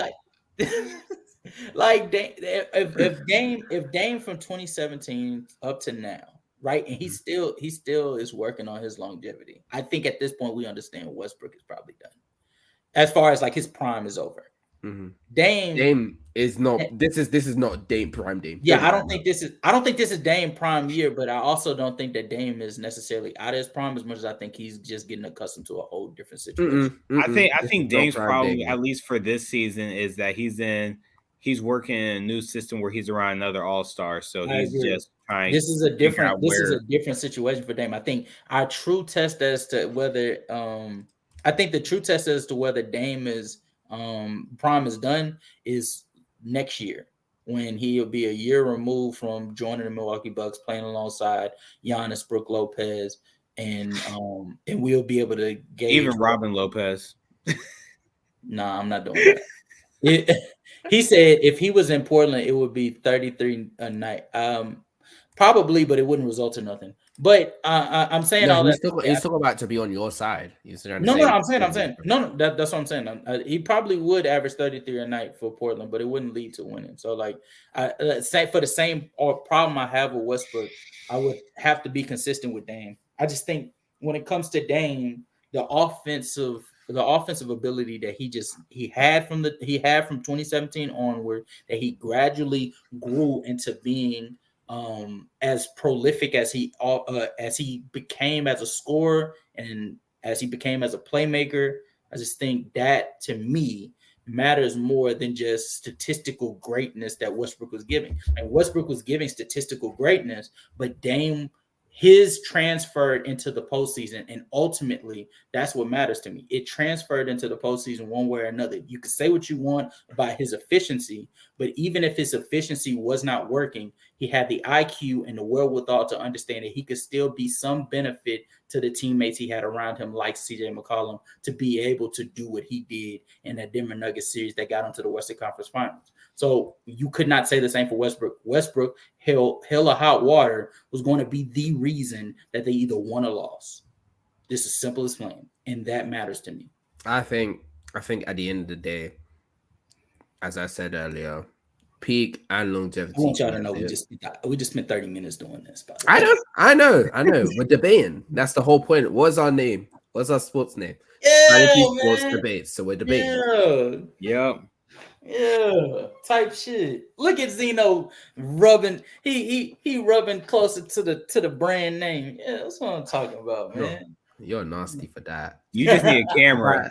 The fact that he lost his camera, he didn't lose no camera. The fact that Darrell, no. That nigga hiding his camera under his bed and shit. Wait, we're not doing this. After Darrell is actually allowing you to say your shit, it's crazy. But when I say something, it's all right, bro. Man, all right, y'all, man. We finna tap out, man, because I gotta create some shorts out of this, man. We definitely clipping this. Real quick, just want to get some shout outs. Shout out to, let me start from the top. Shout out to Sage, our editor. Much love. You know how much you mean to us, man. Shout out to Land. Thank you, Land, for joining the show, bro. Like I appreciate that, brother. Much love to True the King. You know what it is. Much love to Minor. Much love to Ralph. Much love to Leaf. Much love to Young Africa. Go James. You already know. Salute, brother. Who am I forgetting? Anybody else, brother? Yes, you forget. Much love to Big Al. And who else am I forgetting, Daryl? Shout out to our other co-host that wasn't able to make it today. Rod. For sure. Rod, come on, man. Nah, for real, bro. We need you, man. We need you. But much love to everybody. We have bigger things on the way, brother. We got a football show we got to get ready for next month, man. You should have kept it as a okay. No, they already know. Backyard Blitz, me and Rod, brother. We also have other things coming, but we're gonna keep that on the hush hush for now. You know what I'm saying? What things? What things? Okay, brother. Anyway, so we're also going to be coming out with video clips of the things we talk about on this show, on the Blitz, on other shows that may be like Stellar Buckets. So thank you guys so much for tapping in. You already know, GOAT. You already know. Thank y'all for tapping in. We will catch you guys next Sunday. We're going to be doing the power ranking, so y'all stay tuned. And for y'all that want to join up, please make sure to enter into the chat. Make sure to hit that like button, hit that subscribe button so you don't miss when we go live on Sunday. And make sure to get into the chat. We might drop the link in and allow you guys to come in and help us with the power rankings because you can get a little rough top 15 teams. But we love you guys. We appreciate you guys. And please, on the way out, make sure to hit that like button. You got anything else to say, Zeno? Go for Darrell first. Darrell. Hey, it's good to be back. It's been a long absence of me, but I'm back and better. Facts. With my boys. You need to stop glazing him, Casual. Jesus, have some shame. Shame has left this community. Bro, what kind of camera you got, bro? What kind of camera? Look at your camera. Look at mine, bro. What the fuck? Shame. I know your camera looks so. Bro. Your camera looked like you belong in like the freaking 90s or something like that. Like what the fuck, bro? What computer you got? We'll talk about it. What happened to the community I love? Oh my gosh. The community I love, man. All right, nigga. All right. You get a camera. How about that? But next month after Super Bowl, me and Rod got Backyard Blitz showing up 3 off. So we're gonna start our football show because we gotta show that we got diversity here in this show with our group. So for sure. I just want to say we will gonna move past the fact that Casual used the ER. We all cool. Anyways, that's about it. We wrapping it up. See you, Justin.